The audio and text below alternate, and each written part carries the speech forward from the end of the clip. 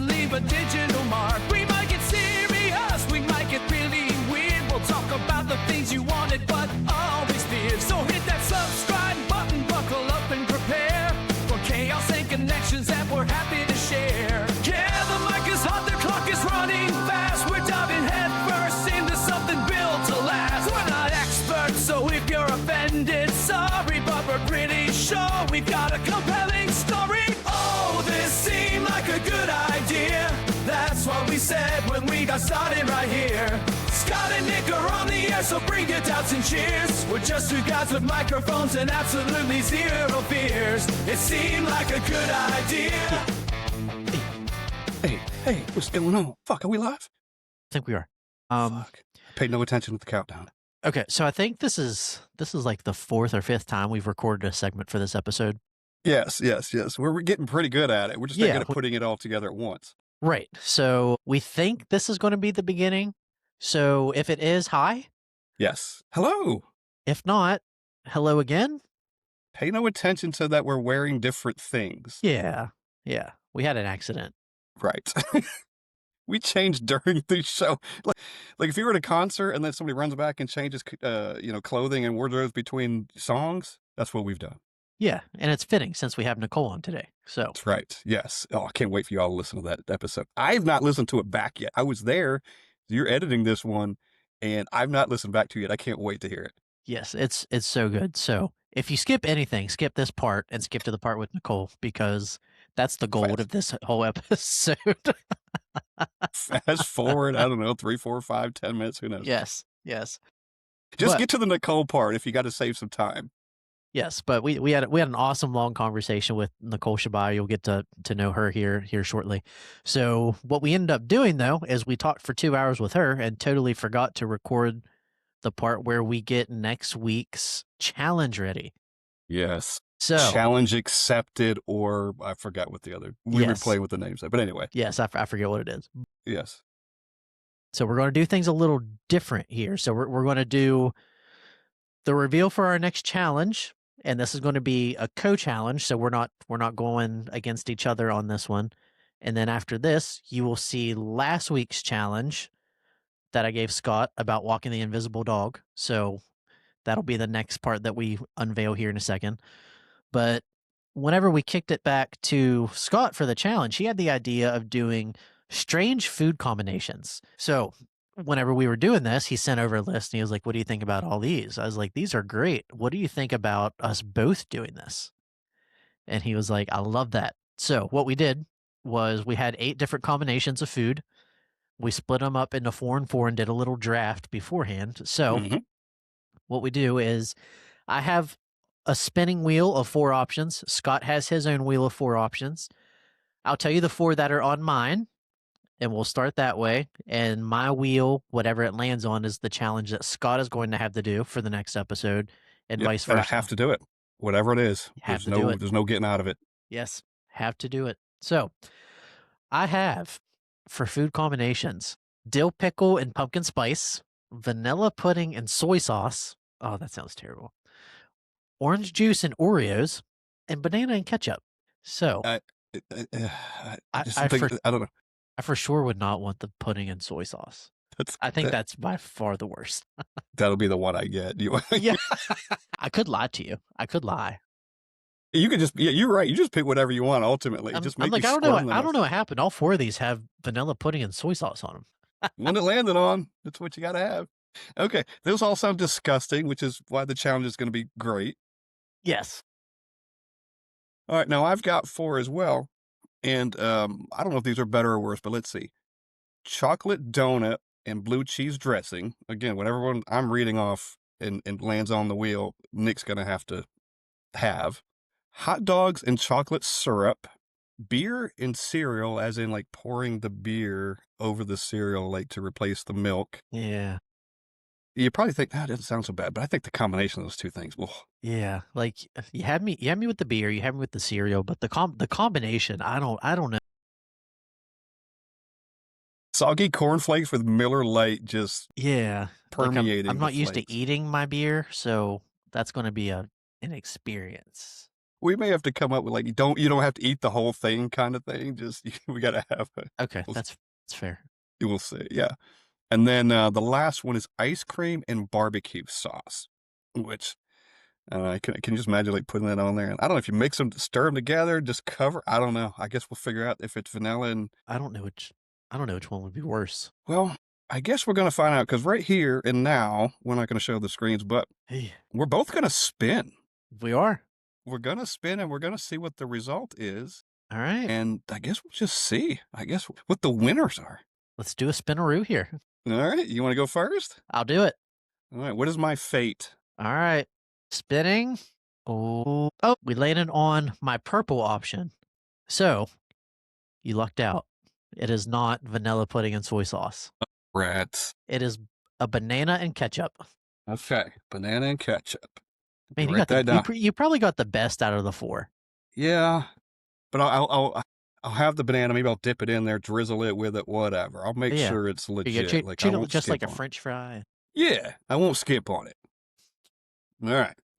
Okay, I got banana and ketchup. All I gotta do is buy some bananas. I tell you what, I have 3 different kinds of ketchup. Maybe I could try. Maybe I could dip it in. Like I got a habanero, maybe something else, and then like regular. Maybe I'll try it between the 3 just to spice it up a bit. Do you remember years ago when Heinz did the whole color experiment thing with ketchup? They had like green ketchup and purple No. ketchup, and yeah, that was a thing for a short time. You had to look that up. I might look that up. Maybe I can go find one of those. That would be interesting. I don't think it was very short lived. I don't think they made it very long. Okay.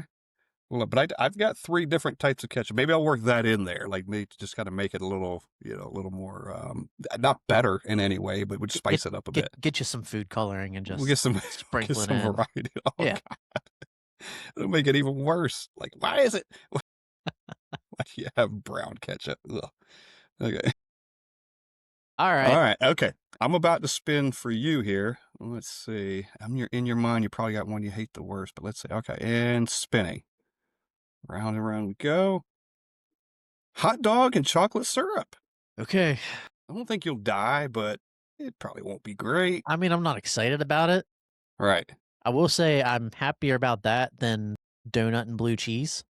That's the one I was hoping you'd get. Matter of fact, I'm going to take a picture just for proof. If I can figure out how to work a camera. That's what it landed on. All right, hot dogs. I do wish. How about we just keep spinning until you get the one you don't want? How about I keep spinning until you get chocolate donut and No, blue let's cheese? not. All right. Let's not do that. Respin. I will respin it though, just see what happens. Yeah, let's see. All right, just for shits and giggle. Dill pickle and pumpkin spice would have been your next one. Okay. Oh, see, next was chocolate donut and blue cheese dressing. Okay, maybe next time. But we'll do this again. We'll save some of these that we didn't do. Yeah, we'll for revisit future. it, and then We'll we'll add these replace to the our ones that sheets. we did do with worse Right. options. Right. Well, the fun part's going to see just see the result and us having to do it on the episode. Yes, very much so. All right. All right. Well, now that we got that squared away, All right. again, we don't know when you're going to hear this part, so we might be 8 minutes in, we might be 20 minutes in, it might be at the end of us talking to Nicole. I really don't know. All right. But I think the plan is going to be the next thing that you should hear here. Here. That works. Yeah, it does. Is Scott walking his lovely dog. So enjoy that segment. Goodbye. And on to that. Cheers. Okay. I'm going to hit it and let's see if we get the audio. Hang on.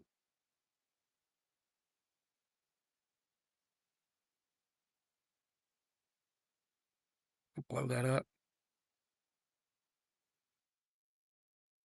Well, looks like Ellie and I are off for a walk.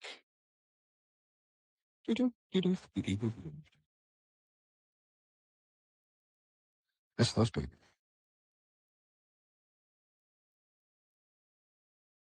Oh, damn it. Sniffing already. Okay, come on, let's go. You're not going to clean that up? What? No, that's his pee. That was sniffing. Oh, that was pee. He's got to piss. He's already pissing. Fuck. Okay, come on. We get some walking, actually. It's a beautiful day for a walk. Sunny, about 50. Dogs love this weather. Oh, great. I know where we're stopping next. The last thing we're actually doing is walking. Okay, we've peed 3 times. That's good. Man, Come on. she got a small bladder. I haven't run into anybody yet. We ain't gone far. Hi. They weren't paying any attention. Car rode by. Oh, good. Now we're shitting for the 3rd time today. Take your time, man. Just do what you got to do. A lot of movement. Fuck. God damn, what are they feeding you? Man. Disgusting. Is it feeding you? You. We get to go throw it away in the shit bin. Come on, you little shit machine. Oh, shit machine. Let's go find some people. Hey, how you doing? You want to pet my dog? Yeah. You want to pet my dog? It's almost like she's not even there. Where's one poor sap? Good halfway bend down to pet her. Oh, hell. It's going to piss on me, dog. Oh, no. Yes, it is. It's Christmas dog. Is that Bluey? Is there anything you haven't pissed on today? Great. Good job. Come on. There's nobody out here. Do wonder if there's anyone looking out the window at me. Look at this idiot. God damn, stop pulling. We trade you in for a cat. Dumb dog. Pissing on another bush. They grand. That's good. Clean up on some more peeable things. Let's look. What do we do? We got a reindeer. Pee on that. Reindeer. A gingerbread cookie. Don't eat yellow gingerbread cookies, kids. God damn, I don't think there's anything left in the neighborhood that hasn't been pissed on. Well, we're back. Probably go back out later, too. We'll catch some shit. See if we can find some more people. Looks like it's dinner time. Eat up, Ellie. You ever see a dog eat with a leash on? Man, we made a fucking mess. Get it in the fucking bowl. Get some water. Good. We're done. Well, good. That concludes the day. I'm going to put this little beast to bed and clean this shit up. Well done. Well done. Was it okay? That was great. My objective was to meet more people, and nobody was out that day. Poor Ellie. At least she got all her bladders empty. I think she has I called her 18 bladders. Yes. I think I mentioned him a couple of times during I started out as Ellie, and then I... Yeah, and then you did say something about a him, but I'm like, but it's Yeah. a pink leash, but it's 2025. It's fine. It doesn't matter. Yeah, didn't matter. We don't judge. No, not at all. We're equal opportunity dog lovers here. Dude, that one guy that did stop. I wish I could have saw his face because he's probably like, the fuck? Yeah, and he was an older guy too, so he was kind of so he couldn't really escape because he was kind of shuffling down Yeah. the sidewalk. And he looked at me, and I was like, "Oh, I got him." When he looked at me, he made eye contact before I walked up to him. I was like, "Oh, I got this one." I was partially like, did Scott just walk along a homeless guy? Like, There was another guy I did walk by previous to him. Same way. He never even looked up. Unless he saw me ahead of time and was like, "Yeah, I'm not even fucking." yeah, I'm not confronting this guy. I'm just making gonna eye contact. Nope. And there was one girl jogging, and she just kept on going. And I said, "Never mind." That's it. That's the only people I saw, and it was a nice day. You know, as soon as she got home, she told her husband, she's like, listen, I saw a thing. I don't know if I actually saw it, but When she saw me, she probably started running then. She wasn't actually out for a jog until she saw that makes stupid more thing. sense. That tracks. That totally tracks. When I walked up, I had to walk up in those people's yard for the blow up things or whatever. I'm like, you can come out and get mad, but it's not a real dog peeing on your thing. It's Right. just standing just over a here on collar. the sidewalk. Gosh. But I hope it met your criteria and it was satisfactory. You killed it. Okay. You I did want more people. You absolutely killed it. Props to you. All right. Well, thank you. The The awkward interaction is what I was looking for with the people. I just couldn't find any. Yeah. It just that wasn't the day. No, and I thought about even taking it up to the bar yesterday, because I did that Saturday, taking it up to the local watering hole up here yesterday, but it was so fucking cold yesterday. I was like, nah, no, never left the house. Yeah, it was cold here. I think our weather app, it said 12, but the Yeah. real feel was 0. Yep, that's exactly what it was here. It was brutally cold. Like, dogs kept wanting to go outside to play, and I'm like, I can't do it. Like, this hurts. It physically hurts. I was like prolonging taking the trash out. I was like, all right, I can get a few more things in here. They got to a point where like, no, Gotta it's do got it. to go. Fuck. So, no, but Scott, you did a great job with that challenge there. I'm really proud of you. We'll see where that takes us down the road in terms of these challenges. But that being said, let's finally get on to Nicole Csabai and let's take a look at what she has to say to us. Thanks, guys. And now for the highlight of our show. And we're off. Yeah, we are off. That's how Anyways, you start a podcast. That is how we start a podcast. Welcome to episode 3 of the This Seemed Like a Good Idea podcast with Nick and Scott.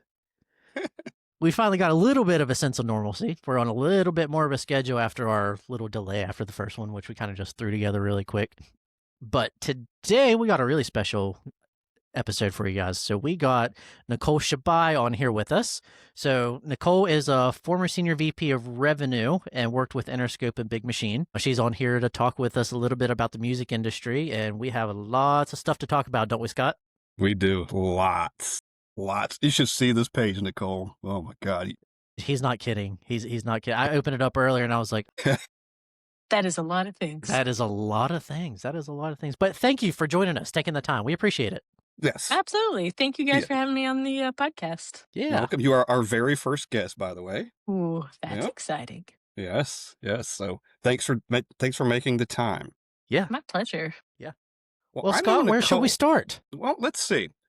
We had a call with Nicole about a week ago for about 30 minutes, and we kind of did a little dry run and stuff. And when we started that, something came up, and I think I'd asked you, or you had described something about like having a Zoom oops, right? So have you ever had like a Zoom call oops? And you don't have to go into detail, but I've had several. So I've had a number. Definitely one of the funny, if you want to call it funny now after the fact, we were doing a sort of State of the Union with a sub-label under Interscope Records. And it was a very big presentation. We'd been working on it for several weeks. And it was the president of Interscope, the vice chairman, my old boss, who's the chief revenue officer and general manager, and all the high ups at the other label. And our Zoom just dropped out, and the presentation went from being shared to no longer there. And then we finally got it back up, but the person doing the presentation couldn't get it out of split screen. So you could see everything she had been typing in terms of her notes, plus the presentation. And then last but not least, we couldn't get the music to play. And she had to keep cutting out, going back in. Finally, I got the music and just started playing it myself because it was just going so long and I was getting so many texts from my boss, his boss, etc. of what is happening to your team right now. So that happens far too often. One of my favorites, actually. It wasn't my oops. It was at a one of the streaming partners. I won't say who, but we were in their office. This was a couple of years ago, actually just before COVID. And they were giving us, they used to do these quarterly reviews before COVID. They do them now again, or once or twice a year, everybody would get together and would be the high ups at all of the, at that one particular streaming partner. And then all the high ups from usually Interscope Records and then Universal at large. They could not get their AV to work. So different cities were beaming in, and we could not get them up on the screen no matter what they did. And they had like 2 IT guys in the corner just like furiously tried to figure it out. And then we couldn't get the music to play. So it seems to be a theme. Yeah. It's a theme. It's funny when you share video, you also have to share the audio.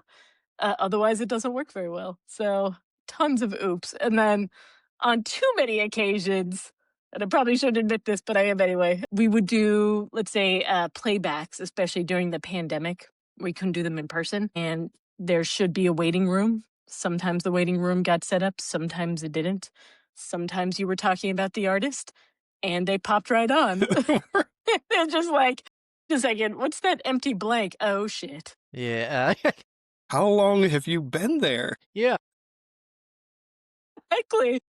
But luckily, never said anything too insulting. I tried to make sure that if anybody jumped on, it would be something that I wouldn't care if, my mom heard it. Like it was very PG, but still didn't necessarily want to be talking about that in front of an artist. When something like that happens, you probably play that back in your mind over the past just few seconds, right? What did I say? What did that person say? Right? Like, what could they have possibly heard that might be the worst thing? So my big tip of the day for anybody, and I learned this the hard way working in music, is just pretend it didn't happen. Push Yeah. it out of your mind immediately. It didn't happen. Move forward like you didn't say anything. And most of the 9 times out of 10, entertainment people won't question you in the moment, like they will after the fact. But most of the time, and most people in general won't say anything if you just keep moving and pretend Yeah. it didn't happen.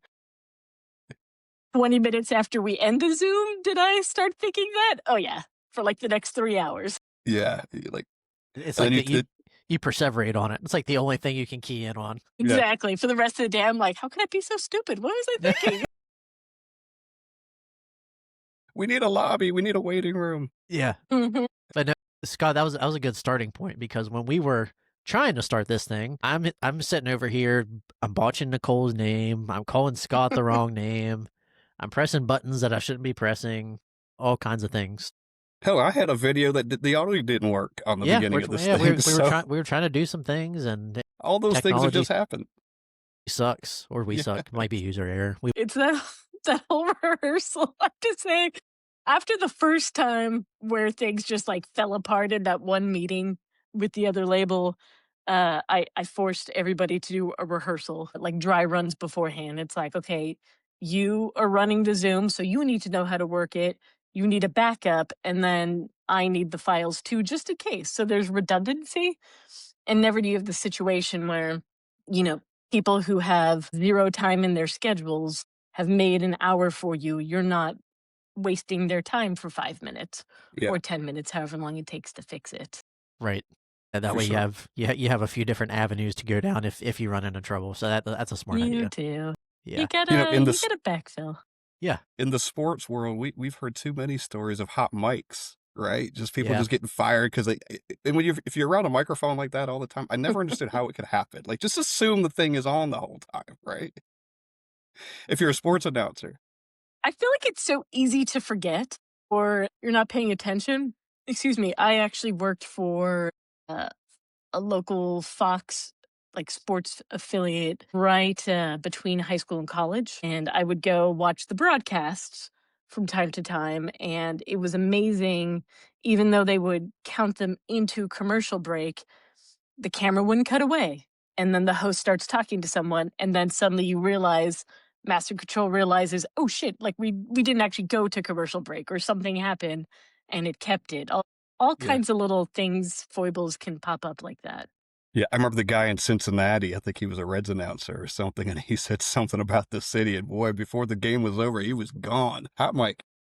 Yes. Never pays to make, again, it goes back to don't say anything you wouldn't be comfortable with anybody hearing when it comes to a professional setting. Like, even if you think the mic is off, still don't say it. You're Yeah, just gonna get yourself in trouble one day. exactly. Well, yeah, it's going to come back to get you. Yeah. Mhm. Yeah.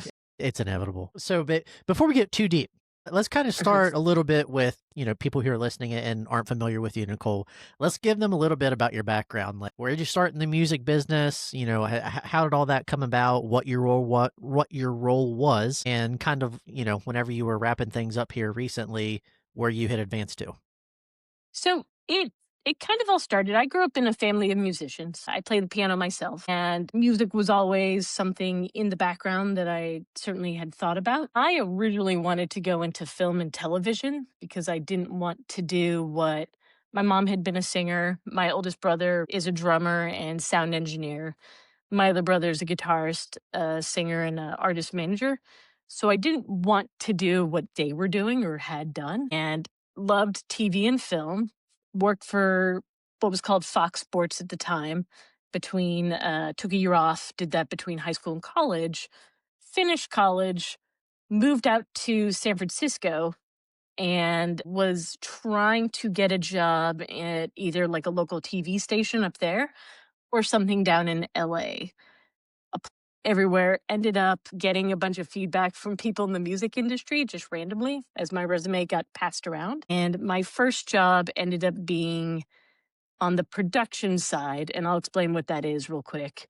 Um, they're the people who actually make the CDs and vinyl rather than people who are producing the product. So it's kind of a manufacturing operations type role. And that was my first gig at a company called Fontana Distribution, which is now called Virgin.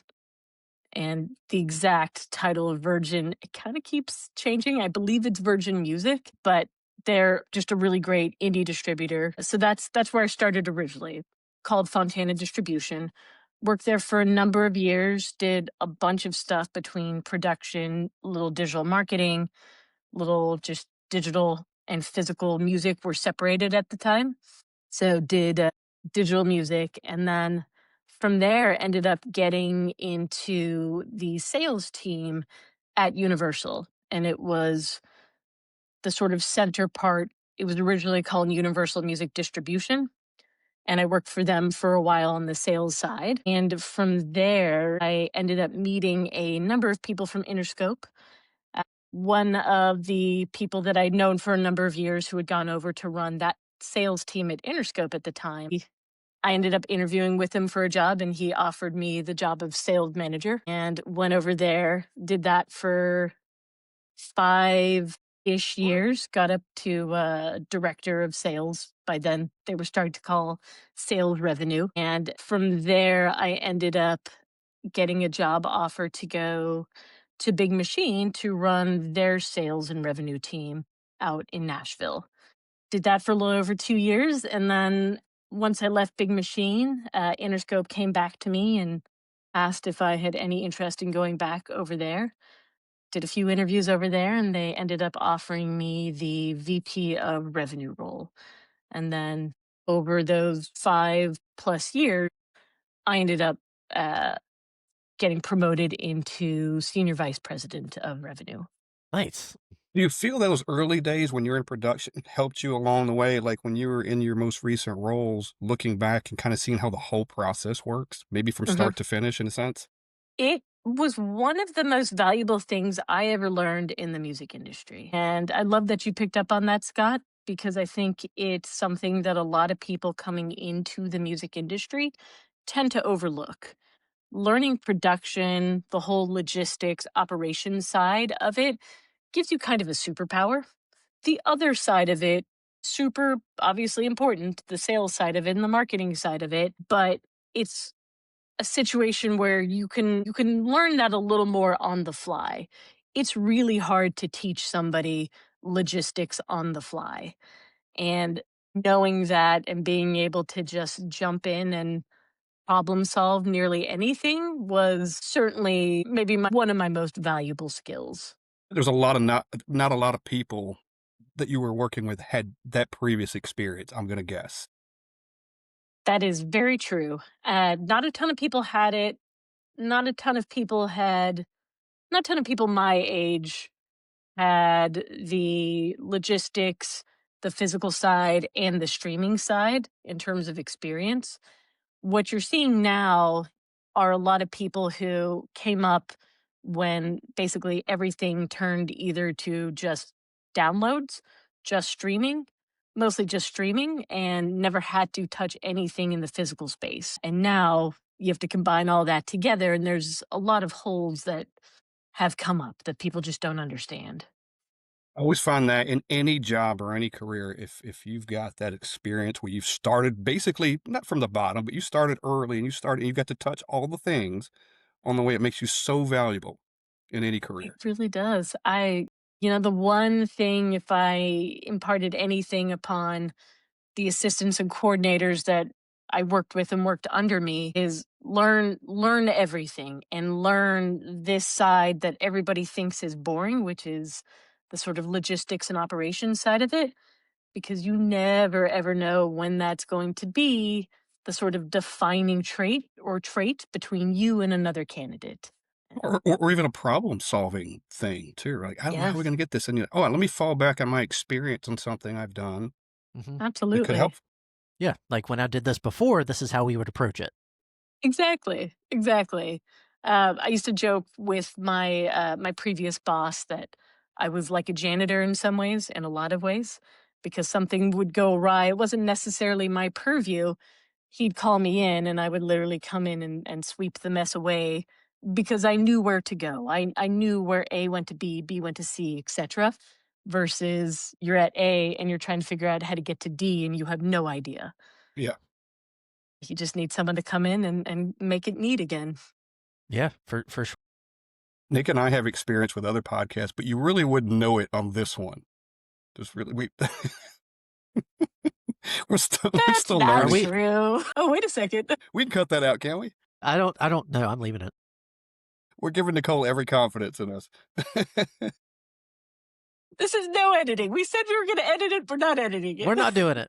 Too much time. Nicole's getting up to go to But- the bathroom and she never returns. She'll be I back just leave anytime. my iPad on. You're like, is she coming back? Yeah. She left her AirPods in. She'll be back.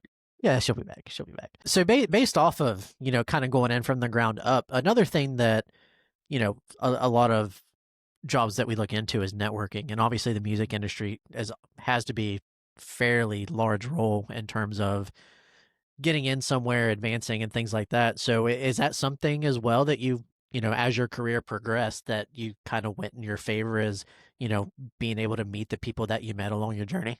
For sure. This, probably more than anything that I've ever done, is almost entirely networking. And there's very few jobs in the music industry that I actually ever applied to. Almost all of them were somebody coming to me and saying, "Hey, I've seen what you've done for so and so. Would you be interested in coming over here?" And I would say that's probably 95% of the jobs that I had in the music industry, barring that one where my resume just got passed from a friend to a friend to a friend and ended up working out. And maybe one other job that I applied to just randomly in the music industry. Everything else was who I knew. Yeah, it's a good problem to have. It really is. It really It is. speaks well to you, It does. It really does. Appreciate that. Yeah. It really goes back to, and this is another thing that I tried to impart on everybody underneath me. It's always how you treat people. There's something to the character of your work, but then there's also how you treat everybody that comes in your path, into your office, etc. And it being so important that whether it's an intern in a different department or the president of the record company, you treat them exactly the same. It's with respect and intelligence. And if you do that, people remember you for all the right reasons. Yeah, and I'm going to go out on a limb here and tell me if I'm wrong, but I'm going to guess in the music business, maybe there's not a lot of that. People being nice like that, or So it's I'd say it's gotten better over time. I'd say it's like 60-40 these days. You definitely have more of that from people who I would drop into the self-made category. Didn't have any family, didn't have, let's say, a hookup that could get them further along faster. Usually people that come up, and I'd put myself in that category, you understand what it means to have to earn where you came from or where you've gotten to. And I think there's a certain amount of respect that you have for others.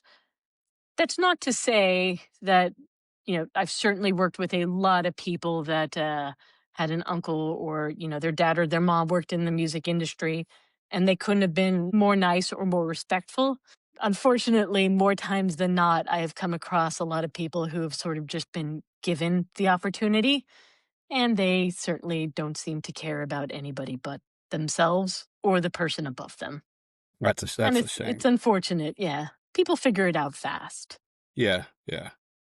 So you've probably met a lot of celebrities with artists, that we would consider celebrities. Who who was like the first one that you met, kind of coming up in your career path, and you came along the way, and then in one of your roles, you're like, oh my god, that's so and so. I mean, did that ever happen to you? I'm sure. Ooh, like a developing artist that turned into somebody huge? Yeah, maybe something like that. Or when you were coming up and you're like, oh my God, I know who that is. Like, I can't believe I'm in this role and I get to talk to this person or meet this person. Or can you maybe remember the first one, So young Nicole? I don't remember the first one. There's a couple of like early memorable ones who, I knew growing up and loved their music. The first one I can think of off the top of my head is early days at Fontana. I worked with Ipecac Recordings. And so the way indie distributors work are independent labels sign on to the distributors, and you can be as involved as you want as that label, or you can be as, step back as you want. So depending on the level of service you've signed up for. Ipecac Recordings is Mike Patton's record label that he did with his manager. And having grown up with Faith No More and being a huge Faith No More fan and a huge Melvins fan, which Mike isn't part of the Melvins, but all sort of part of that ecosystem within Ipecac. That was huge, being able to work with them. And they were actually very, very sweet to work with. With every artist at a certain level, there's, a level of expectation. So nobody was laid back, is probably the way to say it. But everybody was super respectful, and it was extremely cool just personally to be able to see somebody like Mike Patton and all the other artists that they had on Ipecac work at such a level. And they're so artistic, literally like pushing the boundaries of what is acceptable at art and then pushing everybody forward. If you don't know who he is, I highly recommend checking him out. He's amazing, and he's got literally 100 side projects. Um, and then the other one that comes to mind that was really cool, met Bun B years ago, and that was right at the beginning of my career. Amazing rapper from Houston. And then the other one that was one of the coolest people I met early on was Master P. Nice. Wow, He I couldn't forgot have about been a nicer guy. And he had his own label, and he would pop into the office, and he was a great example of you treat everybody with respect. And whether you were the head of Fontana at the time, or he was coming to talk to me about, I was doing production and I was a young kid at the time, and he would sit down and just have a whole list of questions. He wanted to understand the process, and he couldn't have been cooler about it and just really intelligent about it. it's cool, and I love that it still stands out for you. Yeah, Yeah. it still Yeah. stands out. Have you ever been, even maybe later on in your career, is there anybody that you were starstruck by? Yes, and it's happened a couple of times, and I nobody passes this on to him. I'm a huge Nick Cave fan. I've been since I was a teenager, and I got to work on a an album that ended up getting connected in touring with Nick.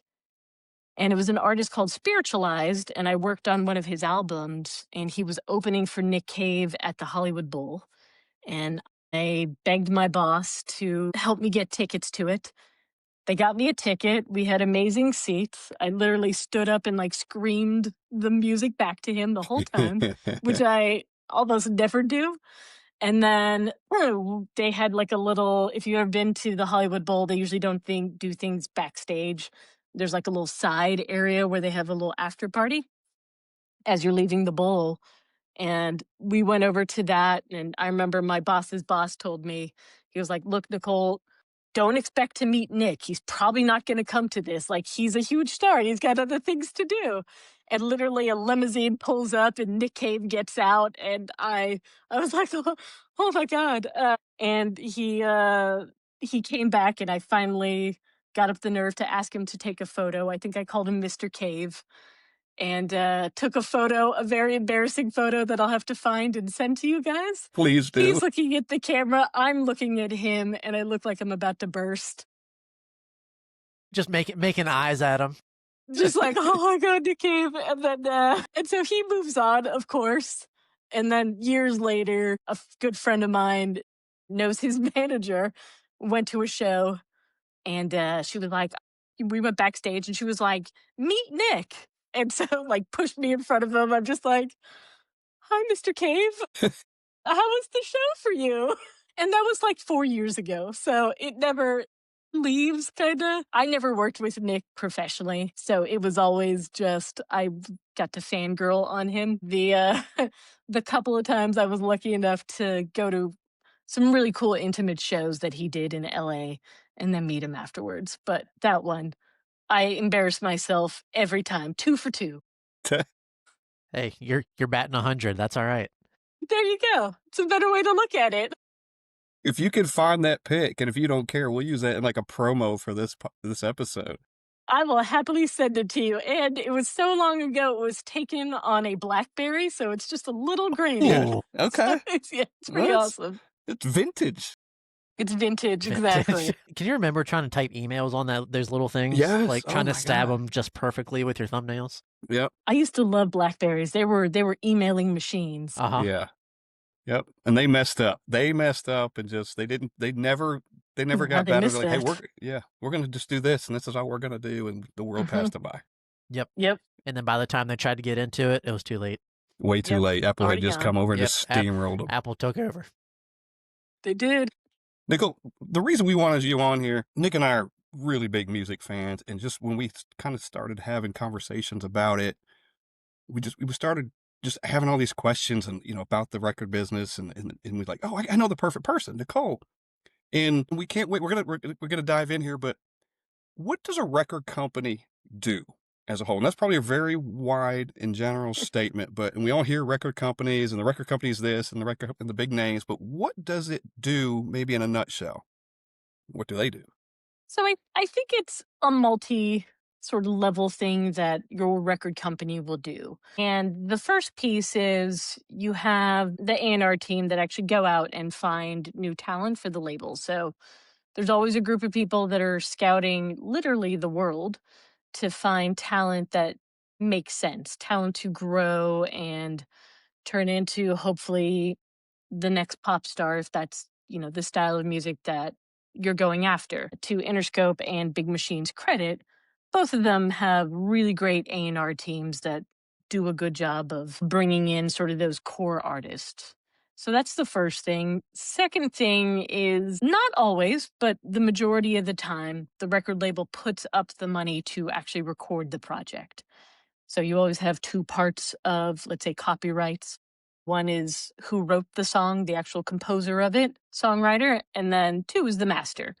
The record label pays for that master, and they assume all of the risk up front with the bet that this young, undeveloped artist is going to turn into something amazing in a couple of years or a couple of album cycles.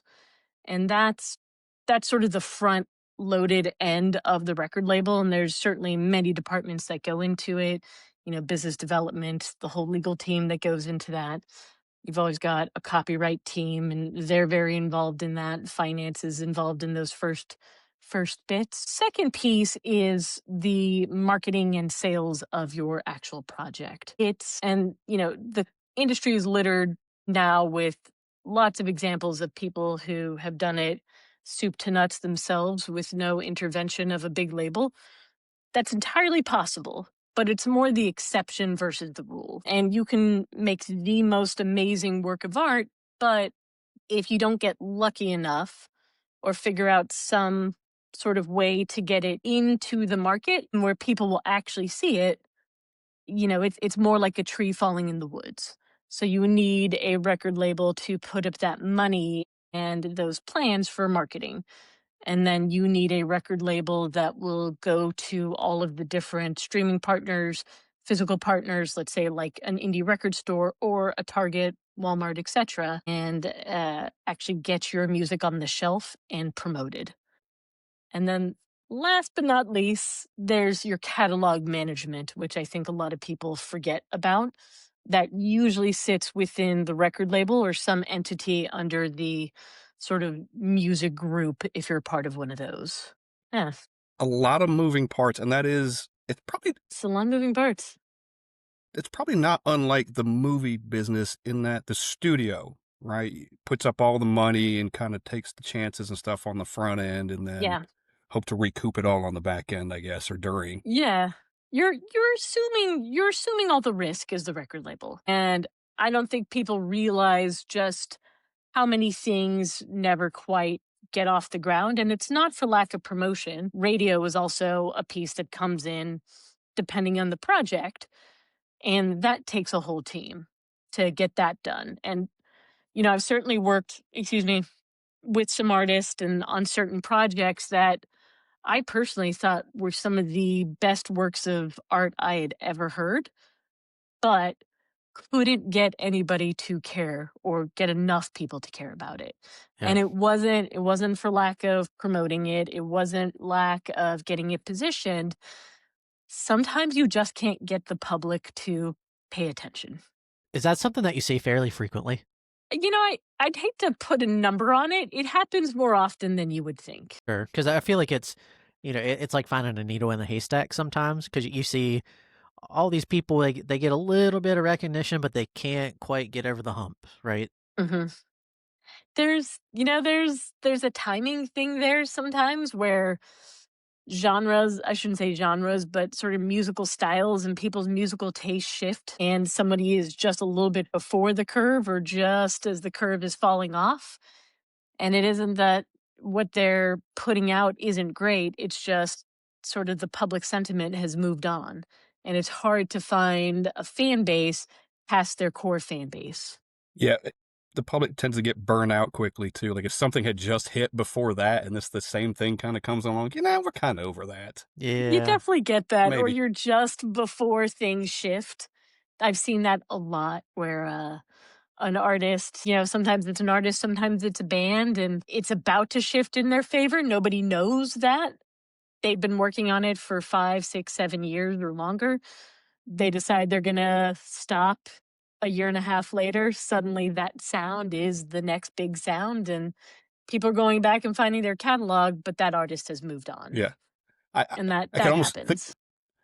the only thing I'm maybe familiar with is probably happened with the grunge scene.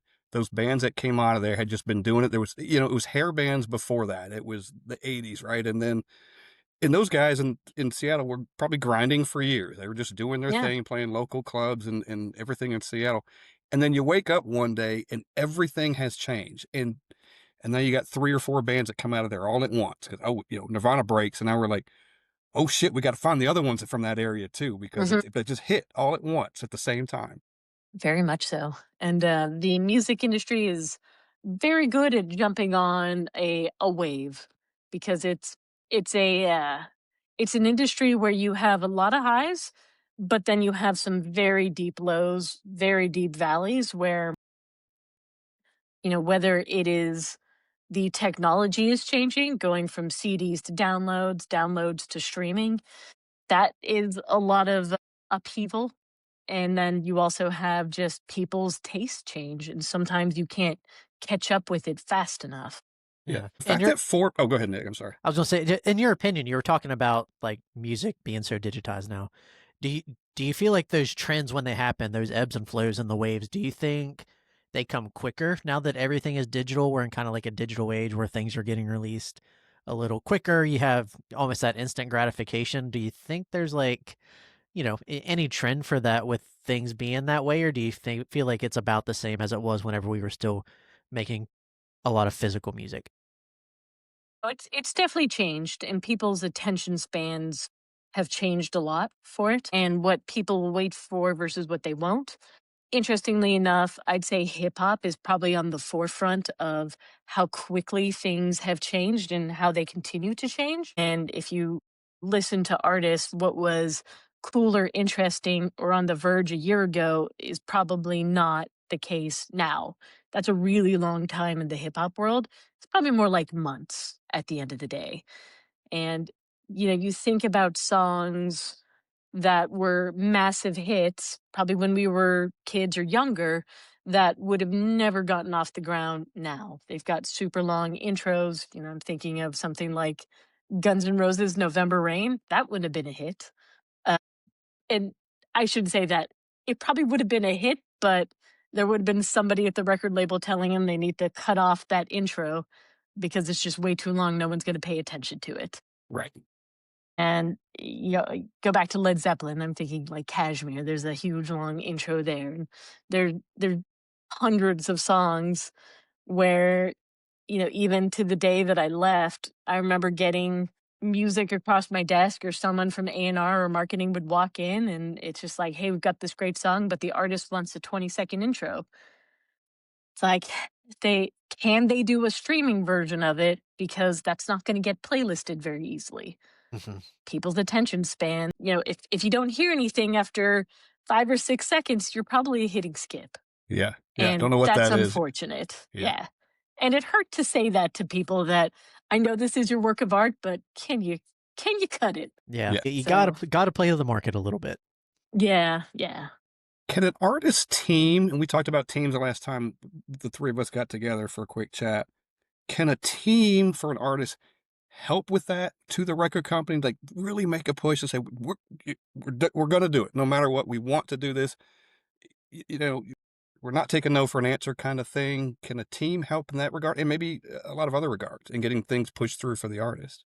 They absolutely can. And I would say really smart managers will absolutely, they won't try and go around you, they will try and work with you. And I think that's the most important thing. Really successful managers now are the ones that want to work with the record label. Let's go at this. If we're having a trouble with XYZ streaming partner, let's go at it together. And you come from this angle and we'll come from this angle, and we'll kind of pressure them into doing this really great campaign that we have. Or we've got an album where we love it. It's a work of art, but it's a little more open-ended. You can't necessarily put it in one genre or the other. We're going to have to really push them on this. It's like a seller. You're trying to sell it, right? Yeah. You're definitely trying to sell it. And it's called revenue now. It used to be called sales back in the day, but after physical sales dropped off and it was really downloads and then eventually streaming, every streaming partner in the country most likely has a contract, certainly with the Universal Music Group. Every legitimate streaming platform had a contract, and that contract basically stated that they were going to put our content up regardless. Wasn't guaranteeing how they would feature it, but it was going to go live on their platform. And what it used to be is you had to not strong arm, you had to sell 2 stores to get your product in there. No store in the country was required to take your music. So it was true sales versus what it is now, which is more like channel marketing. And you're Okay. going in and you're really trying to push for certain features.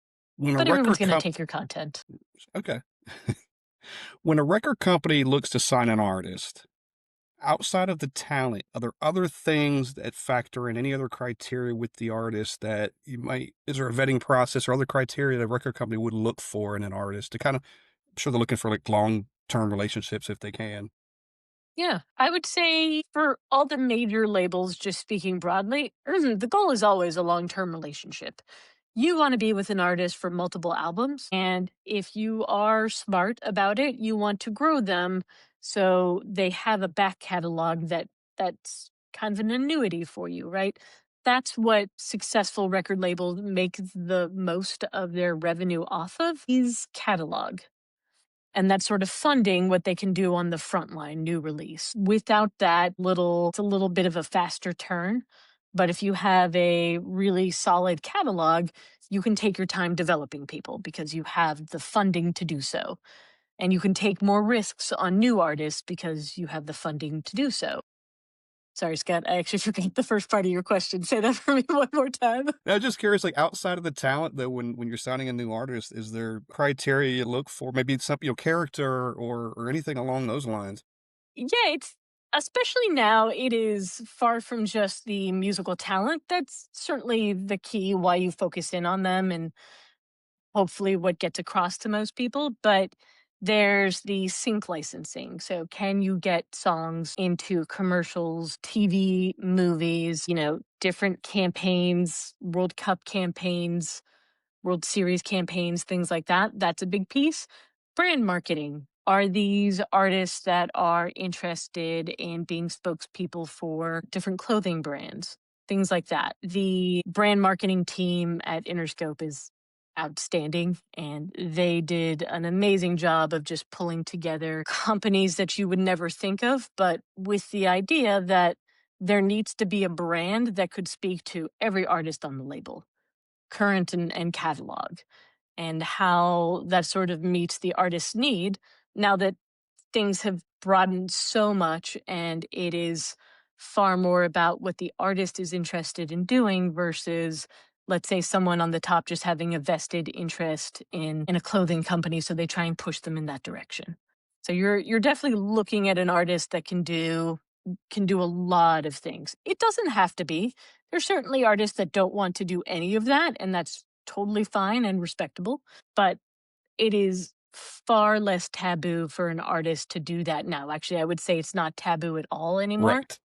20 years ago, people were reticent to be the spokesperson for somebody, at least in the US, or they were reticent to have their song featured in a TV show, where now that's not an issue anymore. I think Prince was big on that, right? He didn't want his music in anything. He wasn't selling his music to any commercials or movies or any of that Mm-mm. kind of stuff. And then he passed away, and I think the family was like, "Here." We got all of this. He also It was he so also had too. he had a sneaky thing. I shouldn't say sneaky. It was shrewd. But what he would do is, you wouldn't cover anybody's song. You have to pay the mechanical royalty on it. And most of the time it's either at the end of the month is when you account back to the rights holder, or it could be quarterly, depending on how it's set up.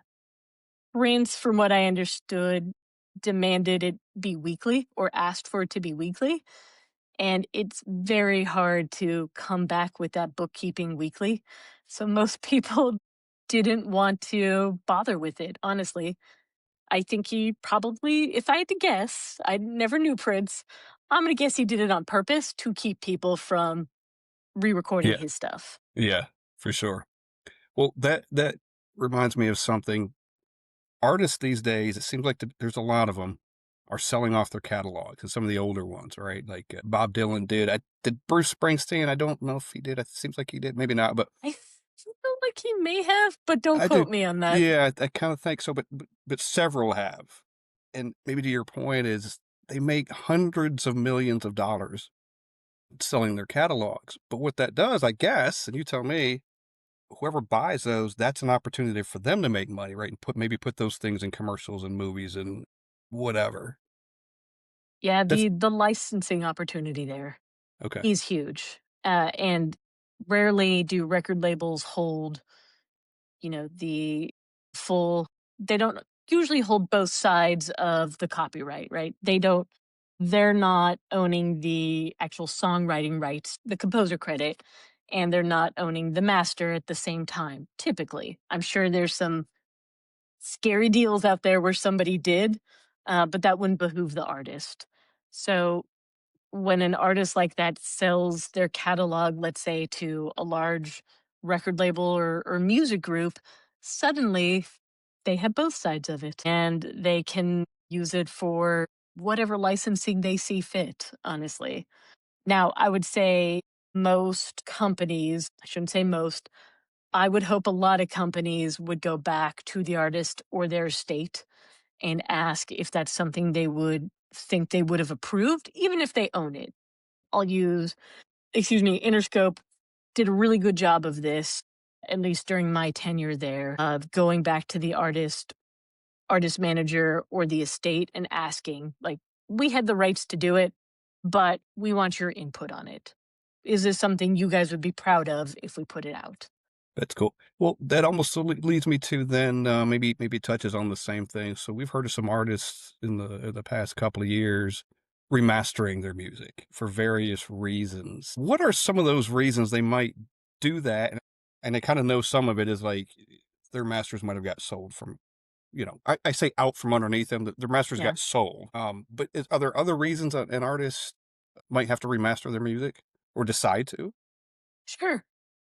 So there's a difference between re-recording and remastering. There's a ton of remastering that gets done, and it's to add a little something to the original master, make it sound a little better. Usually the artists are involved in that, or their estates are involved in it, usually. And that's more of just an engineer, maybe a producer going in and touching things up. The other one is actually re-recording your original songs and naming them something else or slightly different. So there's a whole bunch of reasons why somebody would do that. It wasn't very common until very recently, in the past less than 10 years. Certainly artists would try that or do that. One piece was, their catalog or their songs got sold and they didn't necessarily have the say or as much of a say as they would have liked in it. That's certainly a reason, historically why somebody would want to record it. Another reason is they've gone back and they never really liked that recording of it to begin with, and it's something they've always wanted to do is have the chance to re-record it. And I can't really think of a third option. I would say those are probably the two most prime. It's one to kind of to get around a contract you don't like, or it's because you never really liked how that song got put out in the first place. Yeah. It's been a contentious topic in the last few years. It was something that certainly was in people's recording contracts that you couldn't re-record your own music for a certain amount of time. It used to be really expensive to go in and get time in a studio and re-record your music, and it was usually not worth anybody's while.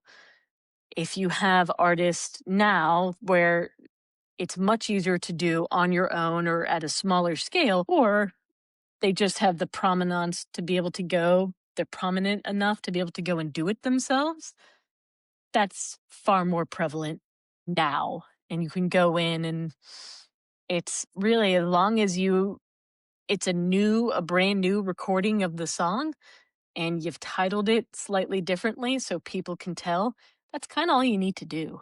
Is there something within the song or so many bars or lyrics or anything within the song that has to be changed or I percentage in any way? don't believe so. I know we talked about this in our dry run, and I couldn't find anything per se about having to change it enough. So it's considered or shorten it or shorten the bridge or something like that. There's nothing like that. It really just has to be a brand new recording. Ideally, you've changed aspects of it to make it new and interesting for the consumer, for your fan. But otherwise, that's pretty much all you would have to do in theory. Now, if you've got a recording contract and it says you can't do that for X number of years, that's a whole nother ball of wax. But if you're past that time period, yeah, there's really nothing to prevent you from doing it. I was just gonna say there's a band that I like that has done that recently. Within the songs, they are different, and it's probably twofold. It probably is part of it. Hey, we wanted to change something up here, and that wasn't necessarily the reason they did it, but while they were doing it, they changed something up. But also, if you're a consumer or a fan and you're just listening to it, you can tell the difference between the songs. Hey, or if you're going to back that, if you're going to back the play of the artist, oh, I'm only going to listen to these ones to back the play of that. So you can tell Yeah. them apart. And every one of those songs, same name and everything's kind of the same, but there's enough in there you can tell the difference in them. hmm Yeah, and I would say any artist that's going to re-record their own music, you have to make it different enough. Whether it is something that you always wanted to do on the song and you couldn't for whatever reason, deadlines, etc., make it more interesting this time around, Yeah, or and make sometimes it you might have a exactly different, what you want to do. yeah. Oh, go Well, you ahead. might even have different band members within that from the first time. Yeah, They may play something a little different. sure. Maybe their little take on it or Yeah. something. Sorry, Nick. Go ahead. No, We that's all okay. age and mature in our thinking, and that song sounded different to you when you were 22 Yeah. versus now you're 32, and it means something totally different, and you Right. want to take it from a different angle. Yeah. And then one thing I wanted to ask about, so whatever we talked last week, we talked a little bit about sampling. So I feel like you're seeing a lot of artists taking samples from other music, whether it be, a music riff, and whether it be 5 seconds or 30 seconds long. Are there any limitations whenever an artist comes out and says, this really stood out to me, I want to use this as part of one of my pieces? Are there any limitations to that, from a legal side or a professional side? In terms of the length, I don't believe there's necessarily a limitation. Obviously, if you sample 2.5 minutes of a song that's 2 minutes and 35 seconds, then you've just stolen the song outright. But if you've just taken a snippet, it's my understanding it doesn't have to be, X number of seconds to count as a sample.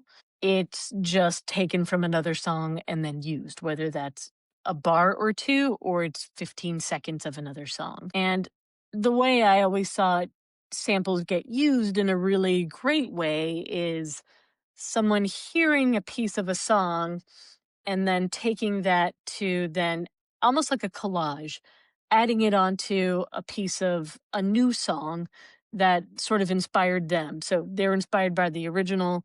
They've put together this piece of art. You know what? Kind of like a collage. I'm going to take something over here and add it to it, and it makes a new song. That's sort of the way I saw samples working the best. In terms of, let's say, people doing it in an ethical way, you know, the major labels in particular are all going to do their due diligence to make sure they're going to everybody involved and letting them know we're getting approval for it, and then letting them know, vice versa. So you don't have necessarily as much of people stealing a sample and then trying to move forward and ignoring it. That's far less of an issue now. Now I will say, because I've been a part of a few of these where somebody writes a song and they are not meaning to sample or take a piece of another song, and the song they wrote sounds eerily similar to another one. It's unintentional, and you see those come up all the time. Someone unintentionally, whether they were just thinking about it and didn't realize it, but there's a few bars that sound like a transition that's in another song. That other Yeah, songwriter could take them to court over that if they really yeah. wanted. Sure. I've heard interviews with musicians, and it's like, hey, man, there's only so many chords. There really is. Like, some things tend to be similar at some point. It just has to happen. But then there are the obvious ones. Yeah, there's definitely there's going to be some overlap, and I would say good-natured overlap versus someone intentionally just hearing a few bars, taking it, and then not giving you any credit or paying you for it. Yeah. I heard Mike McCready talks about it now because it's been so Mhm. far along. And he said the song Alive by Pearl Jam, he said Mhm. basically that riff was he stole it from a Kiss song, and I forget which song. And he says it publicly. It's kind of funny now, I guess, and maybe past statute, I don't know. But he's like, oh yeah, if you go back and listen to this Kiss song, I just ripped it off from them. Like, it's not the Wow. same exact thing, but it's like the same. It's in a different context, and it's a different maybe a pace, but it's there. Mhm. Like, you pick it up and you go, oh, okay, all right. If you know the song, you're like, "Holy shit, they did take that, They or they did do did that. borrow that." When you get to the status of Pearl Jam, I guess you could talk about it now. Yeah. I'm gonna guess they worked something out with Gene Simmons and the rest of the Kiss crew, and Yeah. they're on good terms. Yeah, totally. It's a funny story now. Now it's a funny story, but you have artists that may not be so good natured about it, Yeah. and there's certainly seen some very contentious lawsuits pop up over very similar stuff. There's one that stands out to me that I just remember, and I don't remember the actual thing. I think he had to pay out. Remember the whole, you don't have to speak to it, but Vanilla Ice and Queen and that Under Pressure song, it couldn't be more similar. It is the same. He said he changed that one bass lick or something in there. Like, there's one, he goes, yeah, here's the difference between that and that. I go, it's the same. It's the same song. I mean, I'm not an engineer. I've never put them together in Pro Tools, but I'm assuming if you did and you laid them on top of each other, that's just They're gonna under match. pressure. They're gonna Yeah. match up pretty well. Yeah, they're gonna match up too well. When you hear the beginning of that song, and I say that song, either song, I don't know which one it is until it kicks in.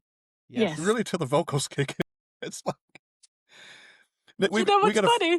yeah. Go ahead, Go Nicole. ahead. No, go No, I was ahead. gonna say we got a friend that plays in a band. And he plays, and sometimes they play under pressure, and sometimes they've done He's Baby. And when they start, I don't know which one it is. It's so true. I was gonna say I was in Miami this weekend, and A1A Beachfront Avenue. We were on the A1A, so I was like, "Let me turn it on," and it started, and I was like, "Wait, is this under pressure or is this? Oh wait, okay, yes, it's Ice Ice Baby." I get so relieved when it is Queen. I'm like, okay, good, that's the good I one. know it's a better song. It's the better song. It Not wrong. freaking rocks. So let's go back to the re-recording, remastering thing for just a minute. There are two sides to that, right? The artist decides they need to do it for whatever the reason is. We feel like we must in whatever reason, or they do want to. But if it's one of those situations where the artist feels like they must, or they have to, or they're gonna, go against the man, whatever that is, there's another side to that. The record company's side. Can you maybe speak to that? Just say, maybe look at it from their point of view for a second and be like, guys, you didn't need to do this, or you know what I mean? Say the majority of situations where somebody feels they need to re-record, it's almost always felt like a breakdown in communication to me. And certainly on the side of the record label realistically never wants you to re-record the music. They always want to have a hand in what they originally paid for and probably had a very big ongoing investment in, if you want to look at it that way. And again, record companies, especially the big ones, put up a lot of money that a lot of times never gets recouped. And they're all bets that the record label is making. They're educated bets, educated investments, but they're investments in a really risky asset at the end of the day. So I would say no record label wants that to happen. Now, when I say it's a breakdown in communication, that could be for a bunch of reasons. And I don't want to speak to anybody in particular because I don't know the particulars of any one case, but having certainly been on the side of the label where, let's say, we were trying to do a reissue of a project and you get an artist that agrees they want to do the reissue and they want to do all new artwork, they want to add a couple of more tracks to it. We're moving down the road and they wake up one day and they no longer want to do it. And sometimes you keep moving forward with it if you still have the rights and it's not going to be the worst thing. A lot of times you just stop and you just throw away that money. You never want to do that, but that does happen. And I will say at all the record companies I've worked for, anytime we had a reissue, if at some point it got held up in the process and the artist really was truly unhappy with it for whatever reason, we would stop it. Even if we had the rights to move ahead without them, we would stop it because it wasn't worthwhile to do a project if they weren't on board. An artist can just get cold feet about changing something. That certainly happens. Talk to another artist friend and they decide it's not cool enough what we've been working on, or they just decide, you know what, that's something in the past and they're not ready to revisit it yet. And that one I probably get the most out of all three of those. These are deeply personal works of art, and I get that there's a point where maybe you're not ready to go back to that or face it, or you just don't want to think about it. It's in the past and let's look forward. Yeah, and you're trying to keep those relationships too, probably with that artist. Hey, we'll Yes. just eat this money or revisit it one day down the road if possible, or otherwise we don't want to sever that relationship.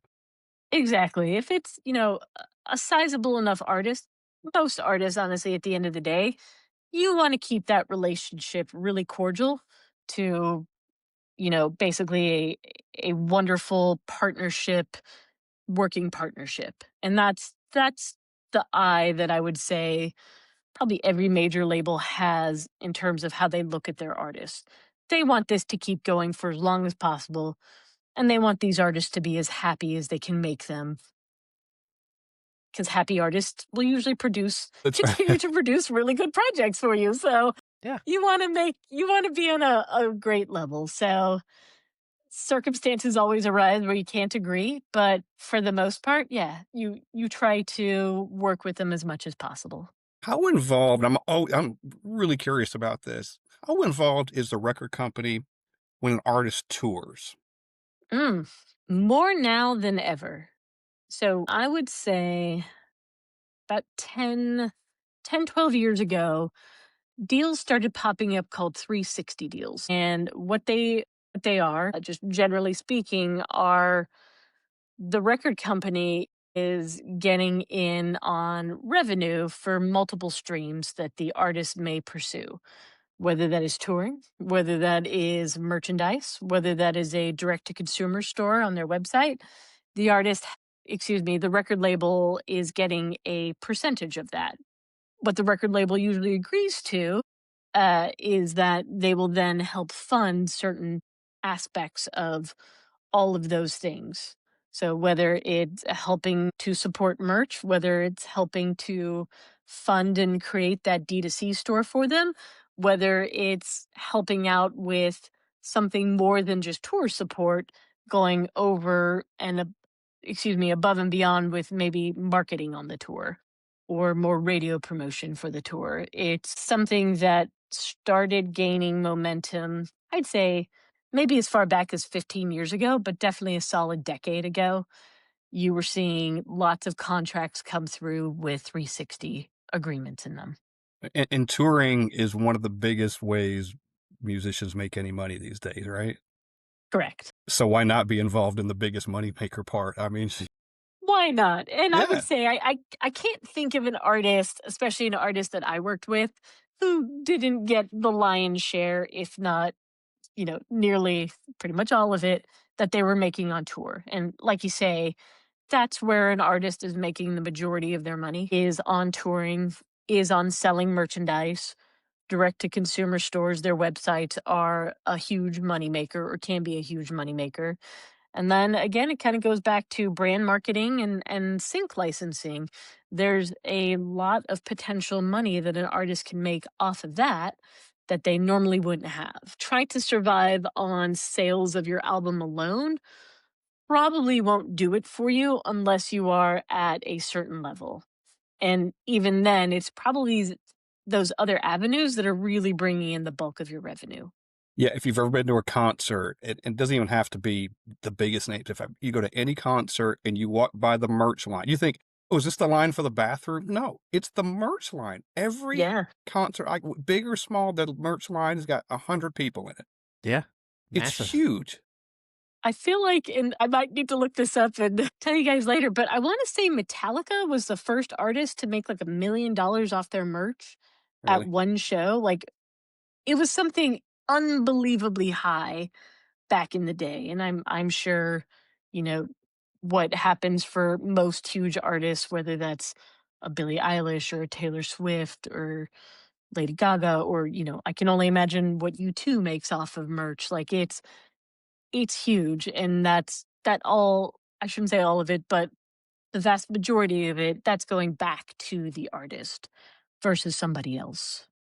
I think that, tell me if I'm wrong, when Taylor Swift gets ready to come to town and she comes to Nashville, I think she did a couple shows here, maybe last time she was here. The merch truck will be there days prior to the actual concert so that people can go down and get their merch when the concert's Did not she even. do that this I last time? think so. I swear I've heard that. Wow. Like you could go down there before the concert, the day before, or the 2 days, and just buy merch.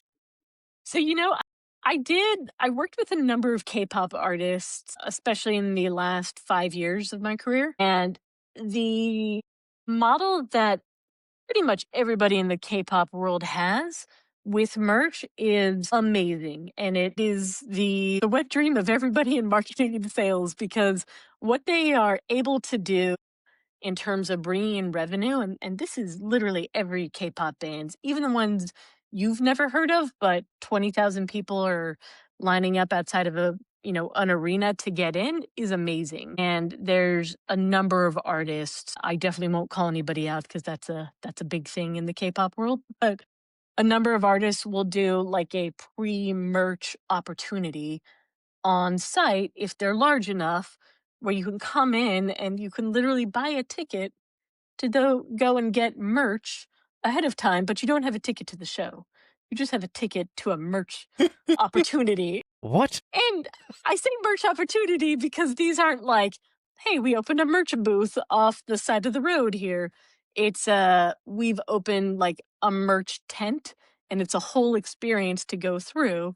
You're paying $20, but you're going to be wowed by what you see and what you can buy, and you're not even getting into the show per se. And it is truly amazing what K-pop has done from that standpoint. And it's funny because I feel like if any other genre had really tried to do something so big, it would feel exploitive, but it doesn't feel exploitive on the K-pop side. It feels like it's really what the fans want, and it's part of the culture.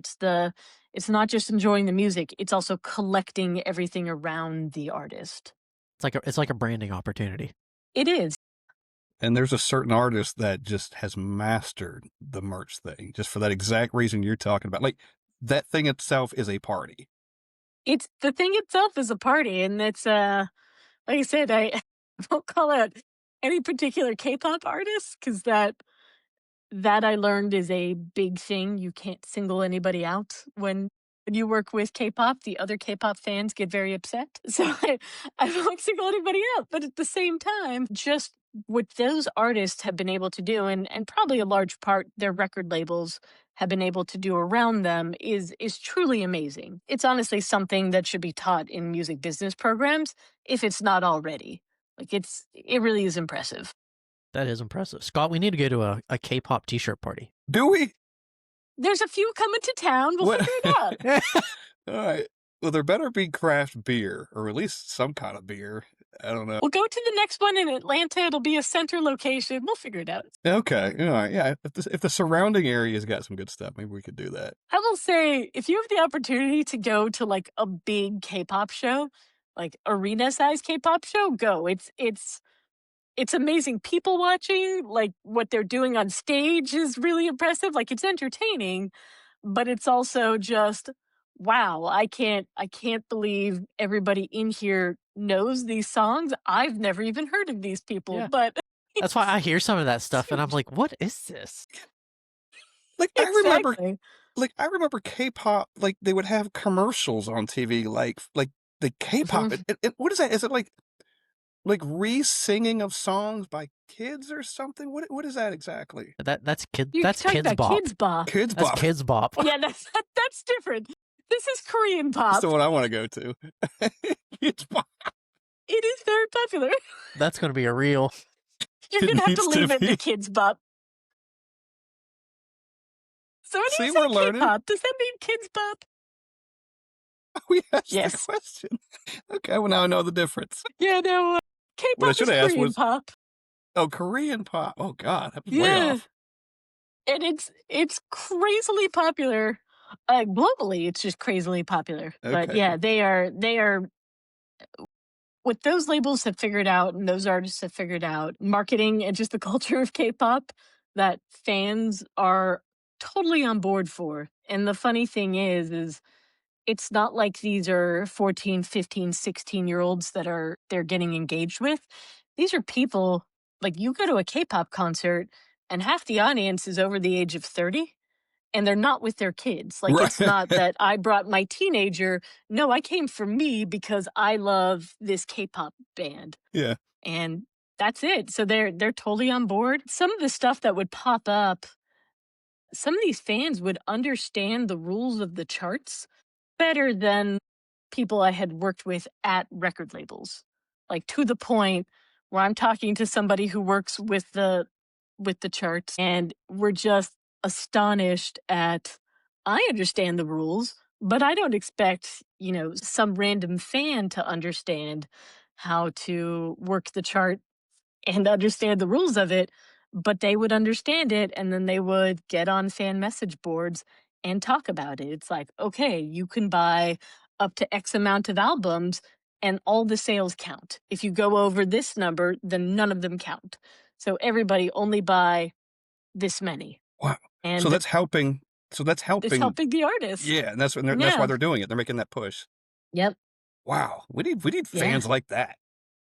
I'm telling you, if every artist could convert their fans to K-pop fans, they would have a lot more money. Get the hell out of here. That's Okay, wild. I That's didn't have wild. any of those questions written down. That was awesome. We didn't know you were going to talk about Kids Bop. Kids Bop also, no, actually, I don't know if you've actually listened to Kids Bop. It's hard to listen to as an adult. It's cringy. Yeah. Well, It's challenging. when the girls were little, and especially when it's a song you know by another artist, and I used to like that song, and you've killed it for me. You listen to the Kid Bop version, you're like, that's all I hear now. It's like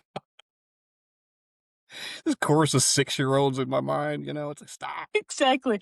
Doing a totally clean version of it. Yeah. Yeah. That's the big one. My oldest daughter when she was in like junior high and high school, she was big into cheerleading and kind of dance and stuff. And then she loved this like dance music or cheerleading music. And those types of songs just seem to go on forever and ever and ever. I think they were made up of 100 different samples probably.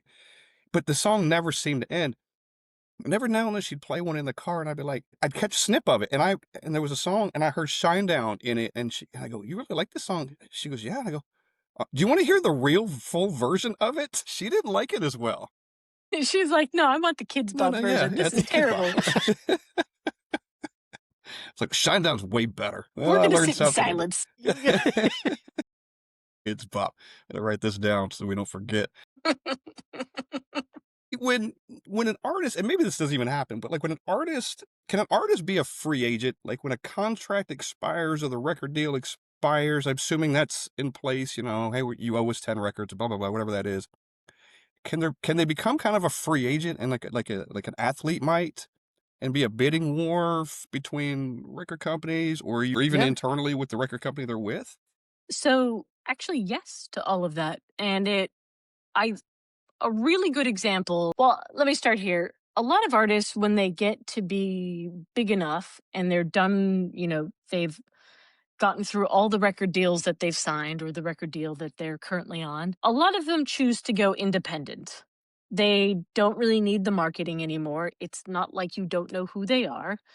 They figured out the right channels to get to their more than core fan base. They've got a big enough core fan base that if they add more people, great. If they don't, it's not really the end of the world to them. And they don't need what a record label has to offer them per se. They could do it on their own in theory. Now, will it be much harder for them at some point? Yes.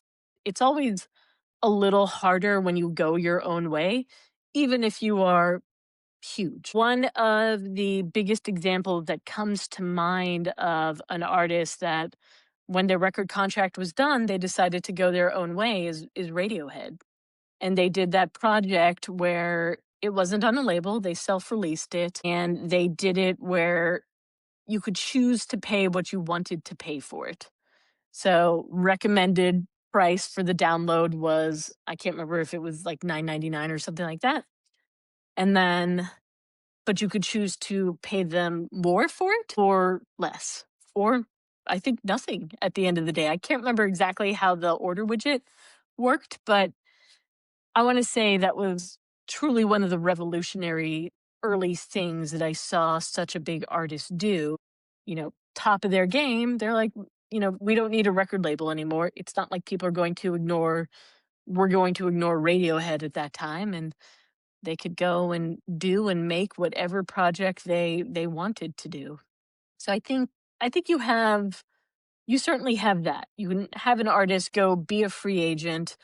Bidding wars within a label, it's probably labels will probably overpay if they really want to keep an artist. There's tons and tons of examples of that. One comes to mind, but it's from one of my previous employers, so I won't bring it up. But that certainly happens a lot to keep an artist on a label and keep them happy. And those contracts, are usually really, really in favor. Like I certainly have seen royalty rates where I didn't realize an artist could demand a royalty rate that high off of everything that a label was doing for them, but kudos to them for negotiating, for their team to negotiating that. And those are the kinds of things you can get when you're that big Yeah. and that sought after. So That upper echelon. Right. yeah. And there's certainly a benefit. Again, kind of, there's so much that goes back to catalog at the end of the day. If you're an artist and you've put out 5, 6, 7, 10 plus albums, you're so huge. You can go anywhere you want to. You can do it by yourself. You could go to another label group, or you could stay where you are. If you can't take your catalog with you, because that does happen to most artists, they can't take their catalog with them when they leave a label. A lot of times it'll behoove you to work out a deal where you're making a lot more money off of your current label, but you also get to be in a spot where your catalog all lines up with your new release. Something that the record label should be doing. And, I and my team always did, was we would set up plans that promoted previous albums before we got to the new album. So whether that was just a couple of weeks, whether that was a couple of months, or even a whole year in advance, we would start that process of basically getting the market ready to hear so and so's new album. Is that how some songs can kind of resurface? Like, say a song has been on somebody's catalog for 4, 5, 6 years, and all of a sudden it starts charting again?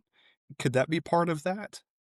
Yeah, there's definitely a resurgence type thing that can happen. Certainly with that, just getting a song put in the right spot, or moves up in a playlist, or we get a new sync for it. All of that can certainly help have or give a song what they call a resurgence. Sometimes those just come out of left field. One that I think was a super fun example and just good and positive on all fronts was Lady Gaga and Wednesday.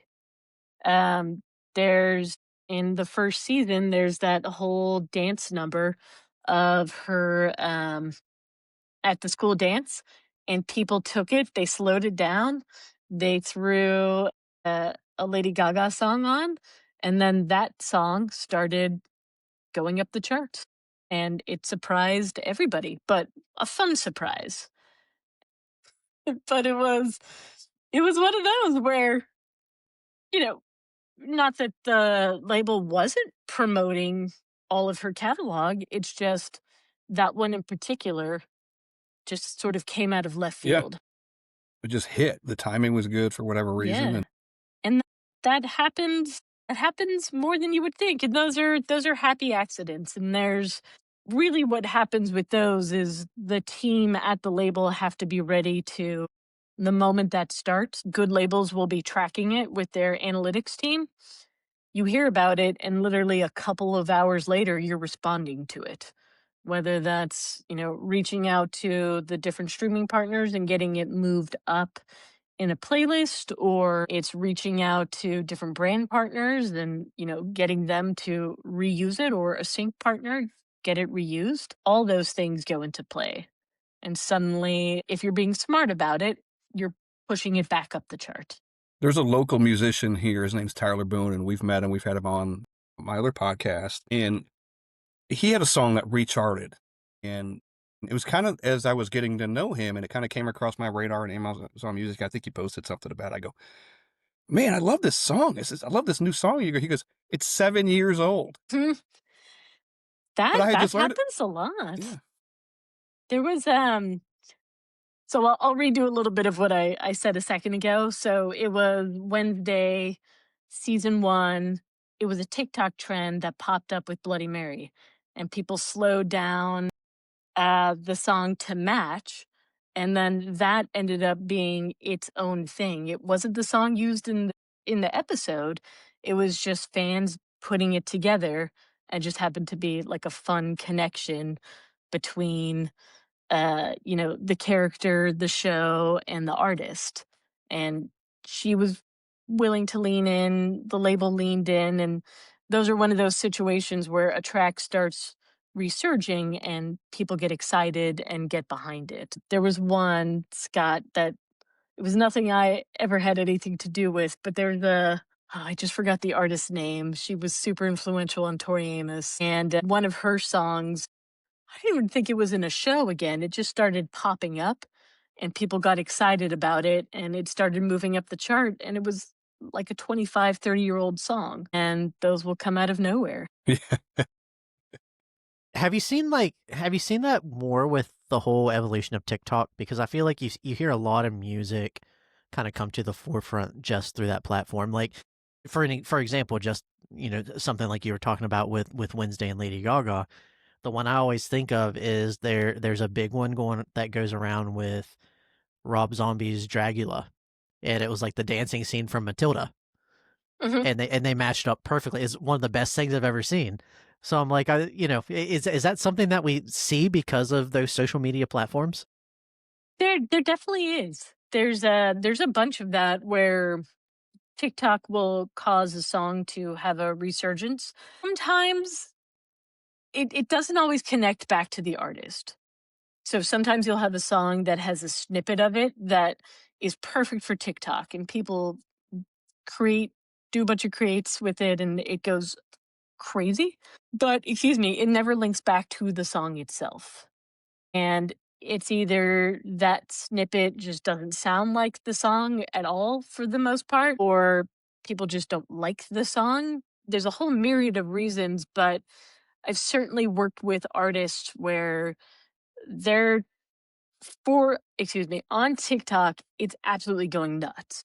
And people are doing tons of creates with it, but it's not doing anything chart wise. Like it's not selling more, it's not streaming more. It's just nobody is putting two and two together that this artist created that song and that's that snippet that you love.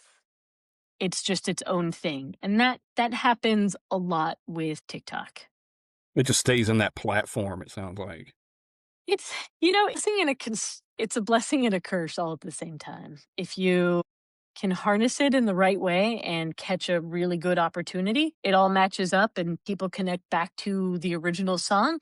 It's amazing. But all too often, people connect only with that snippet of the song. So they'll be going crazy on TikTok. And certainly there's more awareness coming to the artist. You can make that argument. But the song itself isn't going crazy in the way you think it should. Nobody's downloading or streaming. It just, yeah. Yeah.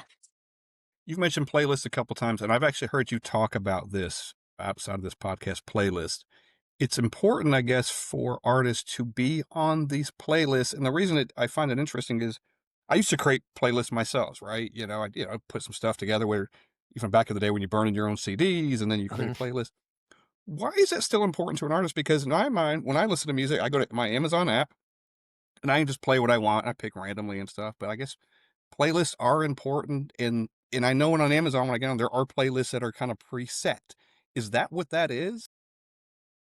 Yeah, so the playlist, when I talk about it in that way, those are the editorial playlists that each streaming partner are making. And they always have a bunch of, if you want to call them house playlists, that are updated every week or sooner. Sometimes they're updated every couple of days, but definitely Thursday night, that's usually where they totally update all their playlists, especially the big ones. That is, again, there is a lot of what you see is dependent upon your age group and your listening style.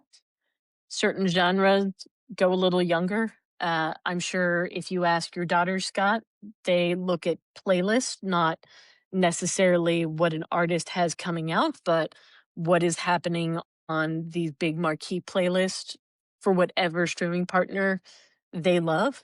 So I just pulled up Amazon. It's Yes. made for you, right? So maybe they take some of what you like and kind of put things together.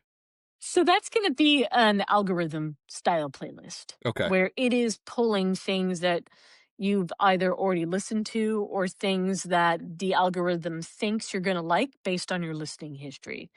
What I'm talking about are, let's say, A-list pop on Apple Music. That is an editorially curated playlist. There's a group of people that sit behind there that are putting in what they think are the sort of A-list, that's their marquee pop playlist, what they think should be in there. And it's going to follow, a number of things, trends, big releases that are coming out that fit the genre, sings like their taste to a certain point. Certain platforms do a little more tastemaker aspect of it. So think about when you were at an indie record store back in the day, like you went into Electric Fetus in Minneapolis or Grimey's here in Nashville, and there was a guy sitting there, maybe it was Grimy himself, and he's giving you his thoughts on music. That's basically what those editorial playlists are. You may not know who it is, but it's one person or a couple of people that are curating a playlist that they think really speaks to people who love that style of music. And then the artist or the management team or the record company is trying to make sure their artist gets on those playlists. Actually, one of the jobs that my team had, and this is mostly, I should say, entirely a revenue team kind of operation, is you go in and you can certainly request that an artist go on a playlist, but every streaming platform in the world will tell you, you can't tell me what to put on my playlist. That's an editorial decision. And you have to respect that. That is entirely their decision. What you do instead is you make sure they know projects are coming and you make sure that they hear the music in advance. They know what we're doing to set up the artist, meaning marketing we have behind them, touring that we're expecting, who worked on the project with them. And I'm sure I'm going to get some calls about this, but you make sure that they can't get away from the fact that that artist has something coming out. So, my job, my old team's job on the revenue side was to make sure and keep pitching and repitching in general an artist that's coming up. So, let's say using Spotify, New Music Friday, that's the big marquee new music playlist. You're making sure that every editor that has a hand in that playlist is aware that there's a new project from artist A coming out. You're going to make sure they have all the music, all the marketing, any photos that go along with it for playlist covers, etc. That's all somebody, usually, I would say 9 times out of 10, somebody from the revenue team is going in and pitching, repitching, making sure they have all the assets to hopefully get a spot on that playlist, if not a better position on the playlist. Yeah. Yeah.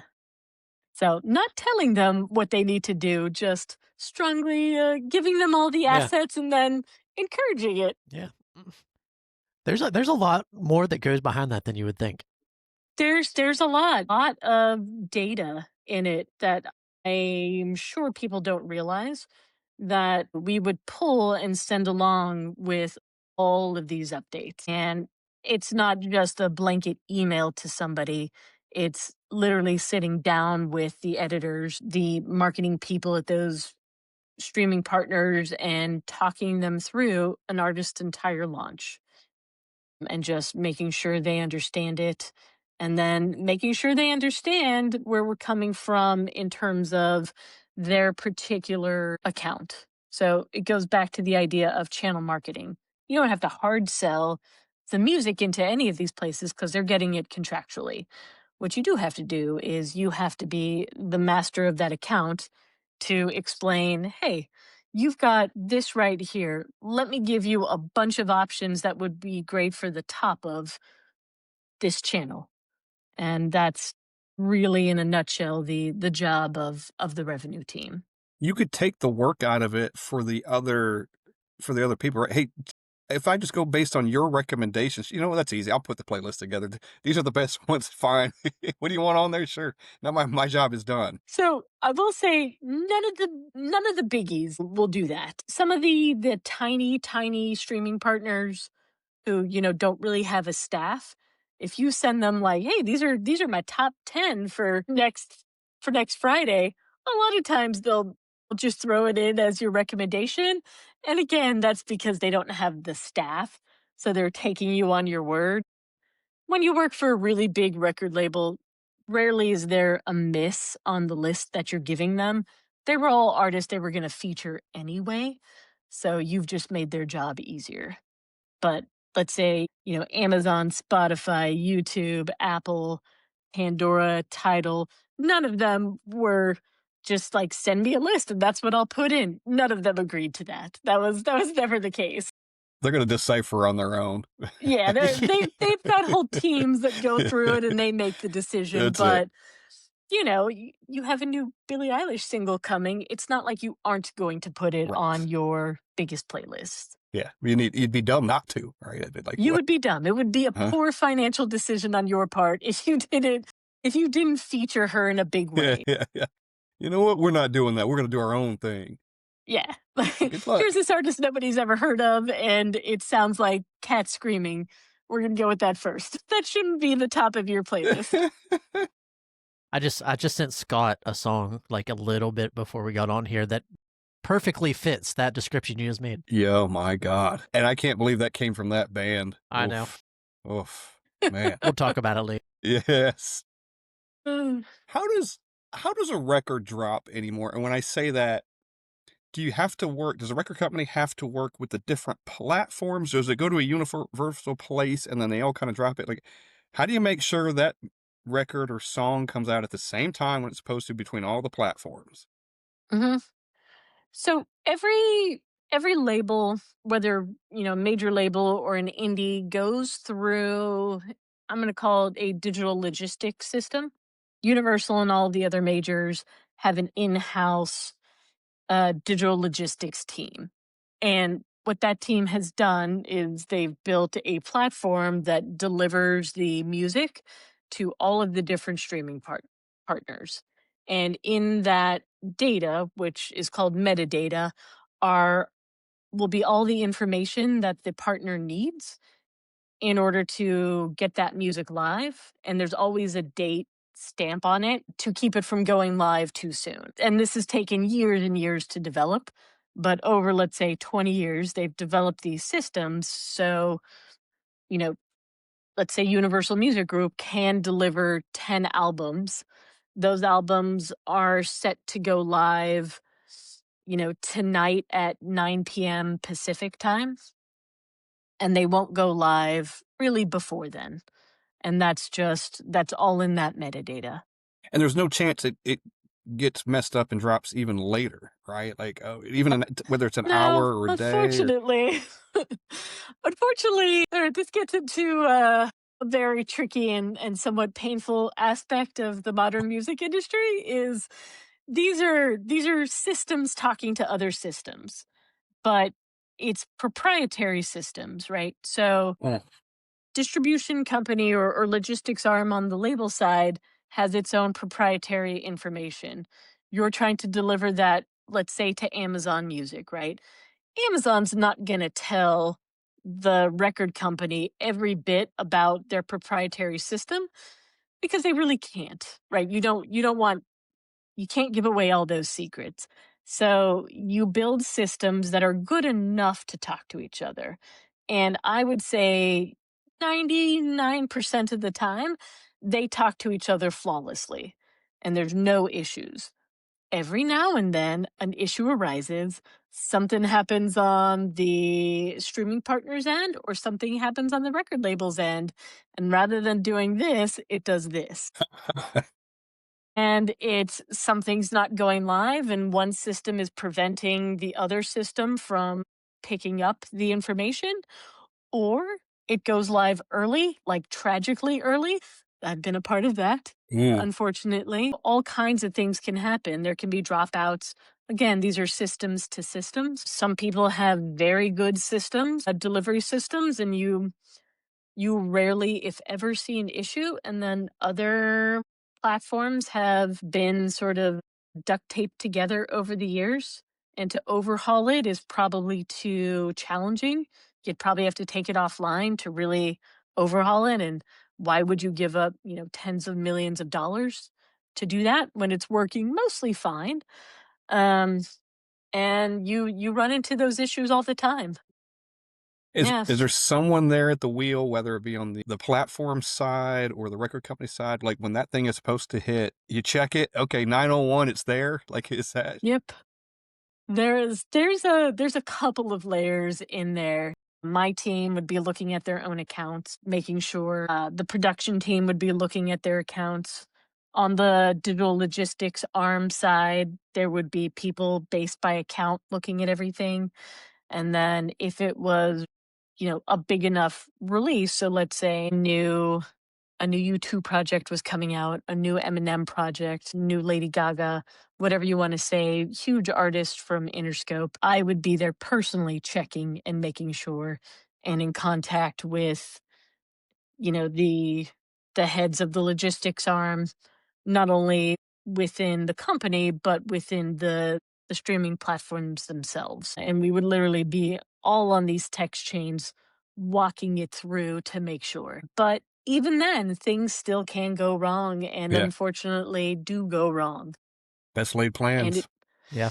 it's true. And it is a dark, dark day when you've been planning for so long and these big projects, you're doing at least a year in advance is when you start working, pulling everything together. And for it to stumble the night of release or the night of the first single coming out, it's a big blow. It's a big blow for everyone involved. So with every one of those, is it you kind of crossing your fingers, holding your breath, just until it works, right? And you're like, okay, Yeah. And again, most of the time it works. Most of the time it works flawlessly and nobody notices. And there's just that 1 or 2% where, best laid plans, it doesn't work. The systems won't talk to each other that night. There's something went down in Canada and now it's affecting the world. And yeah, it's just like, oh, for the love of God, like what is happening? not now. You'll have an artist manager calling you and you don't want to ignore them, but at the same time you're like, if I could just fix this, I can Yeah, fix this, right. and then I'll take your call. But Yeah, at least you have an so it's explanation at that point. Yeah, say, we it's had a a tough problem. It's day. fixed. Usually Yeah. you put them on speaker and it's like, I'm so sorry. I'm working on this right now. It's going to be fixed. And I'm sure they're not as understanding on the other end. So you're not. Yeah. They're probably, I imagine that conversation starting, and it's probably not, oh, it's okay, take your time. It is definitely not that. And even the nicest, coolest managers that I can think of, there's everybody will lose their cool when something like that is going on. And it was up to me to try and just keep my cool and be like, I get it. Just keep yelling at me. I am fixing this. Do not worry. And try and give them a little peace of mind as I got it under control. Yeah, Right, because at that point everything's a number, right? Because you're losing revenue with each listen that you're not bringing in. Yeah. Yeah. There's that. There's, all algorithms for playlists, but there's also algorithms for search and how things pop up when you start searching like 1 or 2 letters of an artist's name. Suddenly that new project isn't popping up. So you start going down in search features. Yeah. And then the other sort of darker side of this is when you have a big artist putting something out, there are copycats making versions of their projects from the moment it hits anywhere in the world. Someone will start making copycat versions. wow. And if those happen to get up and out before yours do, and they start getting the search history that really the original project deserves, that's a whole thing to try and get on top of that, get that pushed down and get the real Wow. project pushed up. Okay. Yeah, because that Yeah. compounds, right? So that moves to the top, and then more and more people are jumping on it because that's the one at the top. It does. And, certain streaming partners are really good about making sure that doesn't happen.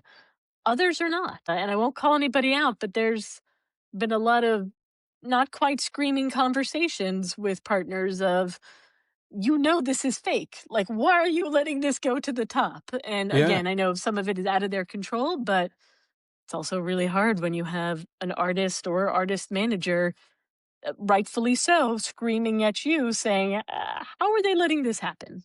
right. And they're justified in that. It really is. Well, and shit It's rolls really downhill, tough. right? Like you've got It somebody you need to really, yell at too. it really does. I tried not to yell to my team. I tried to be focused and calm about it, but yeah, it's hard. Yeah, you're getting it from this side, and you're like, I got to relay it to this side. A lot of deep breaths, a lot of putting the phone on mute, yelling at the wall, and then, no, I understand. I hear you. I'm fixing it, and don't worry. hot mics. Turn that mic off. Yeah. No, turn that mic off. That is 100%. You don't want to hear your screaming. Motherfucker. Yeah. You're here yelling about the person yelling at you. Meanwhile, they're still on. Yeah. Exactly. Yeah. I can only Son of a bitch. Yeah, I can only imagine that. You work for me, I don't work for you. Exactly. Exactly. I know we're winding down. We got you at 2 hours, but I've got maybe one or two more. But I really, if you don't mind, just a couple minutes. Yes. And Nick's No probably got some problem. stuff too. But for the last several years, singles get released ahead of the records, right? And like I got Alter Bridge's record comes out in January, and they've had 3 releases already, singles hit, and I love that. And I love that I get to hear songs early. Is there a strategy behind that for selling records, or is that just giving the fans a little bit of a taste of the record before it comes out? There's certainly a little bit of giving them a taste, making sure, in a sense, people understand the tone of the new project, if that new single is indicative of the tone of the new project. But more so, it really goes back to setting up the project. That is your first opportunity to start marketing that project. And this isn't a new concept, right? The music industry has been doing this for 60, 70 plus years, dropping that 45 first, Mm-hmm. Remember going those? way back, and then it leading into the full project. It's really your first opportunity to get every fan and new fans on board with so and so has a new project. Here's the start of the new project. And that's when you can change out all the creative of their sites, everything that's on the streaming platforms, everything that might be in physical stores where there's a space to change an artist's image. That's your opportunity as the label and the artist to go in and start that process. So it's a huge, huge marketing setup potential for everybody. Does it help sell more? Like I pay for the Amazon Music subscription, $11 a month or whatever, right? So it's the same to me as far as what I pay. If I get a single and then the record comes out, I just have it, right? It's just there. Yeah. But are there scenarios where people, hey, just buy the single? Maybe they buy the single, yeah, and then they end up buying the album too. Could that be part of it? Say there's a little more of maybe somebody streaming the single and then deciding they like it so much. A lot of times what you'll try and do is first single pre-order of the album, launch at the same time or back to back, whether maybe you want the single to have a couple of days and then the pre-order launches. Give people a taste either way, and then that pulls people into hopefully a physical pre-order at the end of the day. Artists and the label to a degree make their most money off of physical music. That's always been the case. It's actually still the case. Something like any of the streaming platforms, they're all super important, and just the ease of use for the consumer is second to none. But it's a pie, and there's only so many pieces of the pie.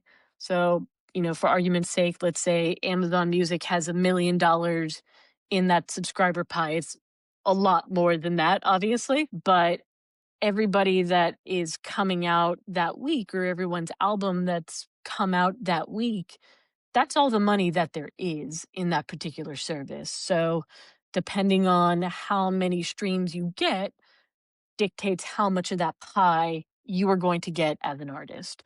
So if you are a huge, huge artist, you drop a new single, it's probably going to stream like crazy, and maybe you get half the pie for that week. That means the other half is what everybody else gets for that week.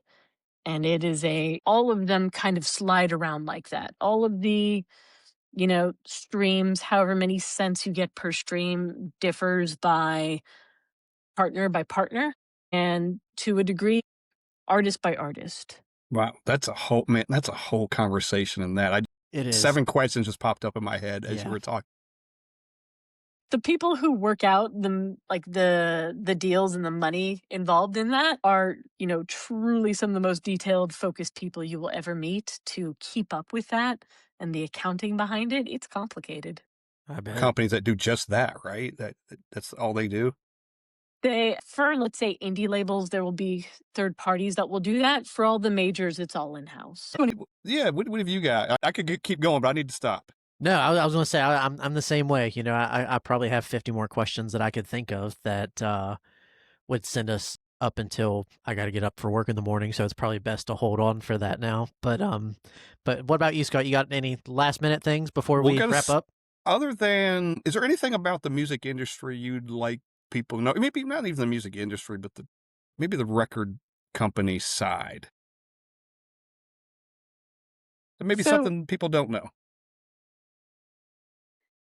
I would so definitely something that people don't know and probably don't understand looking at the record industry side is most of it is not glamorous. Do you get to go to some fun things? Do you get to go to shows for a living? Yes, and that is an incredibly amazing perk of it.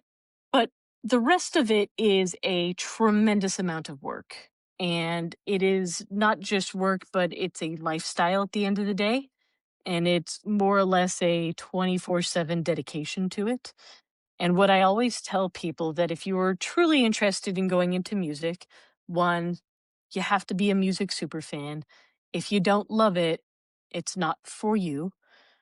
Two, you have to give your entire life to it for the most part. It's going to be what you are doing and thinking about most of the day. And, in my previous positions, working 14 to 18 hours a day was not unusual. It's understanding that it truly is a lifestyle, not just a job. And the title of your guys' podcast, This Seemed Like a Good Idea, is a sort of great way to describe, I think, what everybody thinks when they first get into music. If you don't grow up in a family that worked in entertainment in general, I had a bunch of musicians in my family, but none of us worked in the entertainment industry, or nobody prior to my brothers and I actually worked in the field. It seems like a wonderful idea, and it is great, but eyes wide open when you go in. I think expectation versus reality are sharply different from each other. And again, it's going to be, it's not a 40-hour work week. If that's what you're looking for, this isn't the industry for you. If you are comfortable with a 60 to 80-hour work week, that's really more realistic of what you'll actually be doing. And it sort of varies, having been on the indie side, going all the way to the top of the major label side of things. It's no less work, it's just different. And on the indie side, you get to wear 20 hats and you get to sort of really grassroots sort of things. On the major label side, you're not wearing so many hats, you're more focused on what your specialty is, but you were doing it at a level that you could never do anywhere else. Like there's just not the time or the resources to execute on the level that you're able to execute on at a major label versus an indie label. And, again, it's just somewhere in between for the smaller middle of the road labels. Lots of great labels from indie to majors, but it's just, what kind of dedication do you want, and what are you looking for within the music industry? And again, it's so varied. I don't think people truly understand the level of dedication and just how varied it is, because it all seems like A&R and going into the studio, Yeah. and it's so much more than that. Yeah. It's like anything, all that behind the scenes stuff. Like for us as fans, we see the final product. We don't see what goes into it. Yes, and honestly, if the record label is doing their job, that's really all you should see. Yeah. The goal is to get those projects as successful as possible, as high up on the Billboard charts, as high up on, all the different DSP charts that you can think of. That's the goal. And getting that artist, it's not just the first week it comes out, but it's long term. What are you doing the next couple of weeks? What are you doing the next 6 months? Where's this project going to be a year from now? Can you keep it at the top of the chart? Can you keep getting people reinterested in it? And if we're doing our jobs, or if my team was doing their job properly, you would just constantly see that album or that project without even thinking about it. without even realizing why it was front and center all the time. And again, that's what a good label does. That's what a good team within the label does, is they make it look flawless and effortless from the outside, but behind the curtain, it is a lot of work. But it can be fun. It's just a lifestyle. like there are some perks. It's when do you want to stop that lifestyle? Is really Right. You've gotta It's up to completely interpretation commit. at that point. it is up to interpretation. 100%. Yes. You got to be completely man. committed. Yeah. Well, Yeah. Nick, anything else for you? And No. we've kept this poor woman long enough. We have. I agree. Brian's probably scowling know. on the other Yeah. side of the door. Surprised he He's hasn't just poked his like, head in here yet. God damn it. She said 2 hours. She said Yes. 2 hours. But You've no, been gone no, for 3 days. You come back now. You're gone for 3 more hours. Right. Yeah. But Nicole, we appreciate the time. I know it's you got a busy lifestyle over there, so we appreciate you taking a couple hours to sit down and talk with us. So this will probably be part 1 of like 14. Let's I'm game, just not for Wednesday. Right. We'll give her some space. Part Look, 2 in the future. Yes. well, she gets to Absolutely. see me off mic too, so she might be a little tired of me. I might need to give her a little space. I at get some it. point. I get it. I do I too. understand. But no, everyone, thanks for listening. We hope you had a blast. Nicole's given us a Yeah, lot it of was good fun. information here. Yes, Nicole, thank you for your time. Great to see you, and really, it's really interesting to us, and coming from your perspective. And thank you for being on with us. Yes. Absolutely. Thank you guys both. It was a lot of fun to do the podcast. Yeah, absolutely. Thanks Thanks everyone Maybe for you'll join us listening. again. Maybe she'll join us again. Yeah. Maybe. No, okay. Maybe. All right. Cheers, guys. Cheers, everybody.